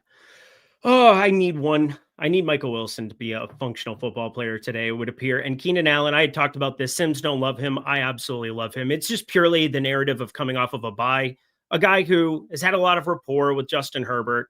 There's no doubt in my mind that Keenan Allen came out of the gate and at this stage of his career is probably closer to the way out. But if you were going to have a big Keenan Allen game between now and the end of the year, wouldn't it be against a very zone-heavy team? Wouldn't it be in a spot where we could have Keenan Allen get peppered with 7, 8, 9 targets? It's been a while since week 7 where he had 14 targets. Been pretty mitigated of late. They wanted to get Ladd McConkey going, and then the emergence of Gadsden has definitely taken off as well. But Spags, what are we doing here specifically as you look in this range with Keenan Allen, Quentin Johnston, the Chargers? I think we like them a little bit more than the Sims do, but boy, oh boy, it is not a comfortable situation when there's a 4-headed monster instead of even a 3 that we had earlier in the season. Yeah, I mean, I'm with you that I think Keenan is the most interesting play here, but sim-wise, he doesn't seem to be coming up at all. So I'm low on Herbert because he's one of those guys, basically part of my process is trying to pare down stacks that I want to go to where I feel pretty confident who the stack partners are and kind of relying on those more. For the Chargers, you have a pretty chalky Gadsden this week. You still have Ladd McConkey with the big upside. Quentin Johnston's been quiet for an incredible amount of time, and he is better generally in man-heavy defense matchups. This is going to be a very zone-heavy split facing the Raiders here. So it should benefit Keenan Allen, but the projection's not there. He's not really coming up the sim. I don't know. I like Vidal as part of the Chargers stuff, but the stack to me is kind of hard to figure out. So I'm a little bit under the field on it. I got some, but I didn't prioritize the Chargers enough. If Keenan Allen hits and I saw it in the data, I didn't play him, I'll be a little bit bummed. But if the sim's not giving me any naturally, I don't know how to make that reconcile. It's very tough. It's a push and pull kind of thing too, where I think the afternoon slate, there's only 3 games to kind of parse through, and Minnesota's pretty irrelevant. The Raiders are not totally irrelevant, I would say, with Bowers and his existence and Ashton Genty pulling a little bit of ownership. And then Buffalo Pittsburgh, which is a game that obviously I've been kind of falling on a little bit more than most. So I'll have some kind of swappability. And, if I want to get a little less bullish here on Keenan Allen, I suppose that I can. But yeah, I'm making that click at 5K here. Quentin Johnston as well, going to be making that click. Sims like him a little bit more. So at least he's showing up naturally when you're just kind of running it unencumbered. But now sub 5K, we have to kind of parse through a number of these pieces. John Mechie, your other boy, Adonai Mitchell, we covered them extensively. North of 20%. I'm nervous. I say this again. I'm nervous that they end up more popular than we have projected. And that would suck because there are interesting pieces on the Tennessee side. Both Ao Manor and DK, even though DK up at 4,400, simming out really, really well in a game you're kind of expecting them come from behind mode, which I think is every game in the history of the Tennessee Titans at this point. But I really, really like the idea of both of them in a number of my lineups here. Over 40. But yeah, I've got some overlap with them, no doubt about it. But like, how much Mechie and how much Adonai Mitchell are you comfortable with today? So Mechie came up in the sim to match what I had for him. So I thought he was gonna be pretty aggressive with my stands on him, but no, he's come up. I mean, really the big thing is that he's your primary slot for the Jets right now. And though Mechie, he's really more reliable than AD Mitchell, I think is the main thing that stands out in terms of like the targets he's getting. He's had pretty good touchdown equity as well. That could certainly flow away. But I think for Mechie, like in terms of a PPR play at 3,800, I feel better about him. It's a little alarming to see him be, 20% plus own the sim, but I think he's worth it. That's what I was getting. He and Mitchell both at about 25, 30%. So I'm going to be on that hill a good amount this week for myself, but the sim is there with it. But it seems like based off the cheap options, AD Mitchell above 10, Aiyuk Manor above 10, Mechie a little bit above 20, Shamir DK around 9 or so. Those are your options that seem the best there. And it's the same thing I talked about earlier with the cheap QB stuff. It's like if you have that stack hit with Cam Ward plus DK and Aiyuk Manor, if you have the Taylor plus Mechie and Mitchell or even Mason Taylor hit this week, like there are sort of locked in roles for these guys of pretty good volume. It's just, can the team beat out its Vegas total enough for it to make sense? I think for the Jets, I feel better about that than I do for the Titans, but the Valet too is another one coming up at 8%. Like I think he's really credible. He played 70 snaps last week. He's not earning targets, but that's a lot of time out there. I think a cheap option makes it this week, no matter what. And I've been, got Mechie right last week for whatever that counted. I think for this week, one of these guys will hit. I don't, which one, roll the dice, I guess. Yeah, it's hard for me to decide between the two. I mean, they're playing 85% of snaps last week, both of them identical spots. And I think just kind of figuring out what you're going to do with those lineups where they both show up. Cause like, obviously we're in modern DFS. You're just fine playing 2 players from the same team without the quarterback on the other side. You don't absolutely need it, especially with as cheap as they are. You get 12, 15 from both of them. I don't know. That's kind of where this Keenan Allen thing is coming from as well. But do you have an Ao Manor stand whatsoever? Because if you do get away from those guys and they pull more ownership here, I'm quite confident that this remains. I'm quite confident no matter what, Ao Manor is going to stay low owned. First game back here. What are you doing with him? Do you have any? I got him at 8%, so I was a little bit above what I thought. I mean, I'm above what the ownership is, but less than what the sim is giving right now. So again, I felt good about the number, and now it seems like it's come up a little bit, and I'm not going to adjust too much to make up for that. I think DK has been more impressive to me. Aiyuk Manor, I wasn't super stoked about coming in. The irony is, like in my brain, I was like, he compared the most like to Michael Wilson, another Stanford guy, and now we've seen Wilson hit, but Aiyuk Manor hasn't had anywhere near that upside at all, so far. But he is kind of a similar archetype player where if Ward gets the ball out wide a little bit more, Aiyuk Manor can hit. I'm just not sure that that's going to be the case how this offense is running. It does feel like the middle of the field stuff, the slot stuff is there the most. And Ward is not currently Brissett, like standing back and throwing deep balls over and over again either. So I think that hurts the upside a little bit. But yeah, like to me, like the Jets guys I prefer, but the big 4 plus Valet, like you're double stack for Tennessee, you're double stack for the Jets, Vele at 3,500 as well. Those are all guys playing good volume right now. They have the opportunity to hit because they're out in the field a lot. Can they earn enough targets? That's for you to decide at home. All right, tight end time. Here we are. Trey McBride.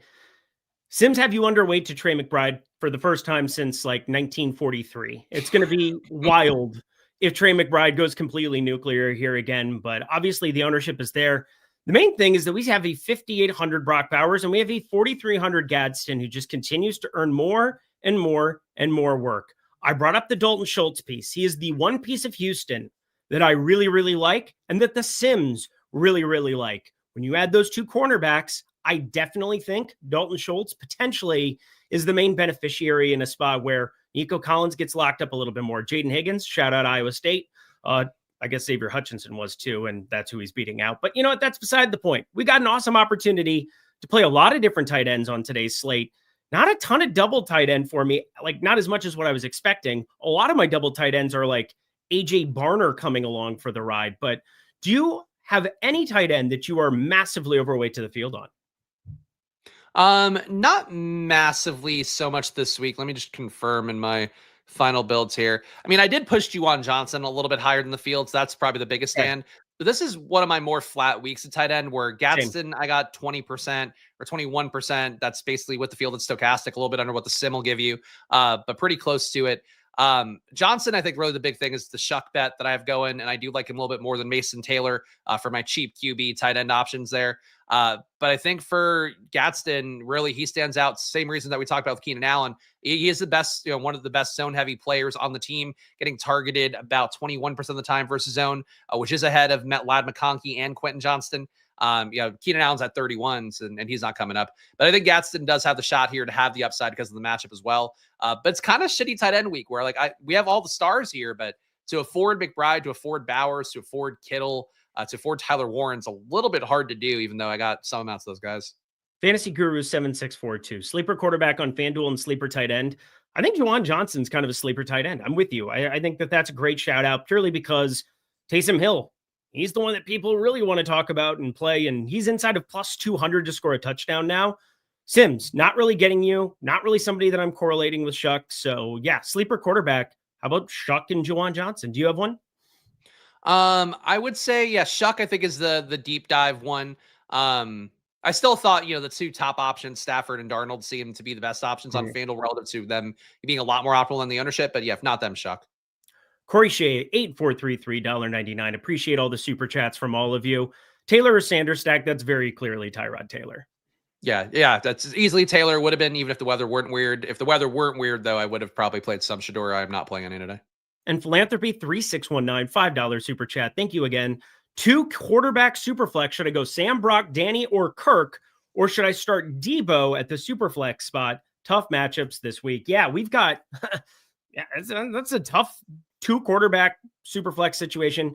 Debo has McLaurin back. I looked at Debo quite a bit from a betting perspective this weekend. I'm probably not going to be there in any way, shape, or form. It's probably going to be Chris Rodriguez for me in the evening slate, looking at stuff there. But Darnold, probably not. No, it's definitely Darnold. Darnold's one out of everybody there. Kirk, no. Brock, no. Is it Sam and Danny? Yeah. Danny Jones? Yeah, I think it would be Darnold and Dimes there. Debo, I would not feel great about going against Denver with Mariota at QB. Darnold at least projects well according to Stokastic. Daniel Jones, not so much, but better than the other guys. All right. Any dusty tight ends? We have Gunnar Helm. We have Colby Parkinson. That was the guy I alluded to a little bit. If you want to turn a little of that Parkinson into Taysom Hill, that's fine. But I like Parkinson as like the cheapie to make some of the Rams doubles work. Yeah, I got Parkinson at 5%, so not really a big stand there, but I don't hate it. Got a little bit of Waller, a little bit of Taysom Hill, also at about 5 and change.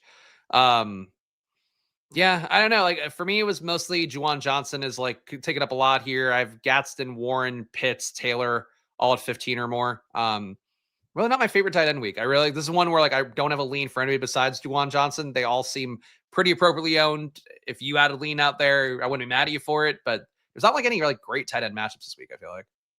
Well, let's go to defense and round out this puppy where I think it's actually a more interesting conversation than it normally is, Spags. We don't have anything showing up massively, but look at these. We got 3 defenses, 2,400, 2,200, 2,300. And I do think the Vikings are a very interesting tournament defense. They're 12.5-point dogs, no question about it. They just had Sam Darnold as their quarterback. If you're going to talk tendencies or things that you don't think that they're good at, wouldn't you be more familiar with the guy who's just in the building for however long? I feel like you would be. Obviously, a blitz-heavy team. Obviously, you can maybe give them some of the looks. But yeah, I think we're all kind of assuming that they're going to smash more than not. But when you get these cheap defenses and you're able to roll them in at very low ownership, 2.5%, we're kind of looking at pool ownership here in the sim. I'm just fine with them here as well. Jets, though, they're winning the day. Titans, they're kind of winning the day purely because they are cheap. And then the Browns, that's the game environment that I think could end up getting steamed up a little bit, purely because we all look at the weather. We're all seeing the same things. And it's still pretty easy on a week like this to land on a 3K defense. Do you have a defense that you're taking any kind of a pronounced stand on? I got, sim-wise, got above the field on Jets, Titans, Browns. I see you're getting Niners on yours, and my run, I did not get Niners at all. And I'm a little surprised by that. Industry-wide, Niners are coming up a lot. Other sites out there have them, I think, maybe too highly projected, but definitely pretty highly projected when accounting for the weather and all that. As the dog just she wants to shove me during the show. I really wish she could stop doing that. Builds character. Builds character. Yeah, you have to earn it here on stream here. I'm blocking, going with a dog blocking sled on stream. Yeah, Niners D is the one where like Stokastic Sim hates him. Other sims out there think the Niners are the belle of the ball. So that's kind of fun to see. But like personal choice for me, Browns, Niners, give them a boost. Whatever else, kind of willing to get what I get. $1.99 from Smoothie One. Kittle wasn't on that tight end sim. You're right. He was not. I don't like him. I don't think the sims like him. I don't think anything on San Francisco looks remotely good. Did you see Brock Purdy's projection today? Woof. That's all I got for you. He came up 3% in the sim I had, but the ownership's only at 5%. Like he's not a good play. That's why he's not really coming up. And we got Millie Maker winner Morgan in the chat here. Come on, Chad. We need Puppet Lindquist. Well, I don't know if you're going to get him. We don't. Again, we don't whore out Puppet Lindquist for less than a 4-digit like total. We got to get it. Mm-hmm. Puppet Lindquist gets paid $1,000 per hour to do the show. So yeah, 1,000 likes per hour. Gets paid in likes. Yeah, not money. 1,000. I wish that he got paid that much. And then it was written to Spags LLC as the holding company. Oh, that bit. I hate it and I love it all at the same time. That sounds about like me on shows. Anyway, if you could hit that like button for us as we get the heck up out of here. Don't forget tonight, you're going to have Showdown Live Before Lock with EMAC and Greg Ehrenberg. That is going to be good times. We're going to talk Washington. We're going to talk Denver. Washington, a very live dog in my opinion, coming to you here. Terry McLaurin, we got news as we were on this program that he's going to be on a snap count. I don't think that's surprising to anybody, but let's round it all out. Let's do something a little bit fun. It's the holiday season. I'm feeling cheery until I have to go to the mall. I hate going to the mall. The mall sucks. Why do people like malls? I don't know. But we got ourselves quarterback. Let's build out a lineup to rule them all, a lineup to find them as we finish out this show. Who would you like to stack up in this puppy? I mean, I think we know I'd like to. Tyrod Taylor. I'd go with. End my life. End my existence. If you want to take QB, we can. I would go Tyrod. No, I really like the Bijan Robinson piece. Had talked about that as well. If we're going to do a run back here, you best believe I am not clicking on Mooney. You best believe. I mean, Kyle Pitts, we didn't talk about at the tight end position. I think he's all right, but man, has he been a headache. No doubt about it. Bijan Robinson, I really like if we're going to go the Tyrod route. Do you have a running back you want to plug in? Let's just put in the HN chalk there. I feel like it'll help it sound better. Okay, that's fine. Wide receiver. We'll get away from Jackson Smith and Jigba for this one. Again, I'm basically at the field here. This is the first week in forever that people are actually playing him. He's been like 10, 12% on a number of these slates. It's been a lot more fun to play him on those kind of slates. But one guy that I think you and I are both on, Chris Olave, we're going to add him to the mix here. He'll be your little mini. Nice of us to do like minis right to begin the sim run here. Wide receiver, your favorite play? Give me the sim darling John Mechie. It's not me. It's the sim guys picking John Mechie. Oh, yeah. That's it. Alabama's finest. And you know what? Let's plug in a tight end and we'll let it run the rest of the way here. Give me a tight end for today.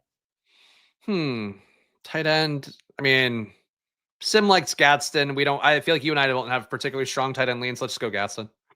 Yep. Just fine with that one. So as you're kind of going here, he's the most popular guy here at the moment, but we're going to ramp up. We're going to go like 10% randomness. That sounds like something fun to do as we finish out the show. We get AJ Barner. Talked about that. I wasn't lying. AJ Barner, definitely one of those guys that just kind of fits easily as those double tight end lineups. Those are really the only kind of double tight end lineups that I was looking at in the Sims before the show. Nice for that to maintain. And hey, nice for us to give you a great lineup on the way out. But that's going to do it for us. Hit that like button, hit that subscribe button, hit that notification bell if you could for us. And then head over to Splash Play. Follow my friend Chris Spags and his YouTube channel. He's doing coverage for you Monday through Friday in the NBA streets, working through projections with the people. You are a man of the people, Spags. Tell them where to find you. I am a fan of the people. The dog is trying to bite the puppet, guys. I noticed that. Just moved the camera. Check me on my Splash Play Pod channel on YouTube, NBA as well. I do videos Monday to Friday at 2 p.m. every day. So check that out as well. And if you fucking bite this puppet dog, I swear to God. And check me out on the Rails app. Get Puppet Linguist Screams live. Oh no. Follow me on there. You'll get the best pick. Can you please stop biting? This is the worst bit. The dog is ruining the bit, guys. I think it's because you didn't hit the like button enough. But go join, sign up on the Rails app. Can you stop jumping for the puppet, please?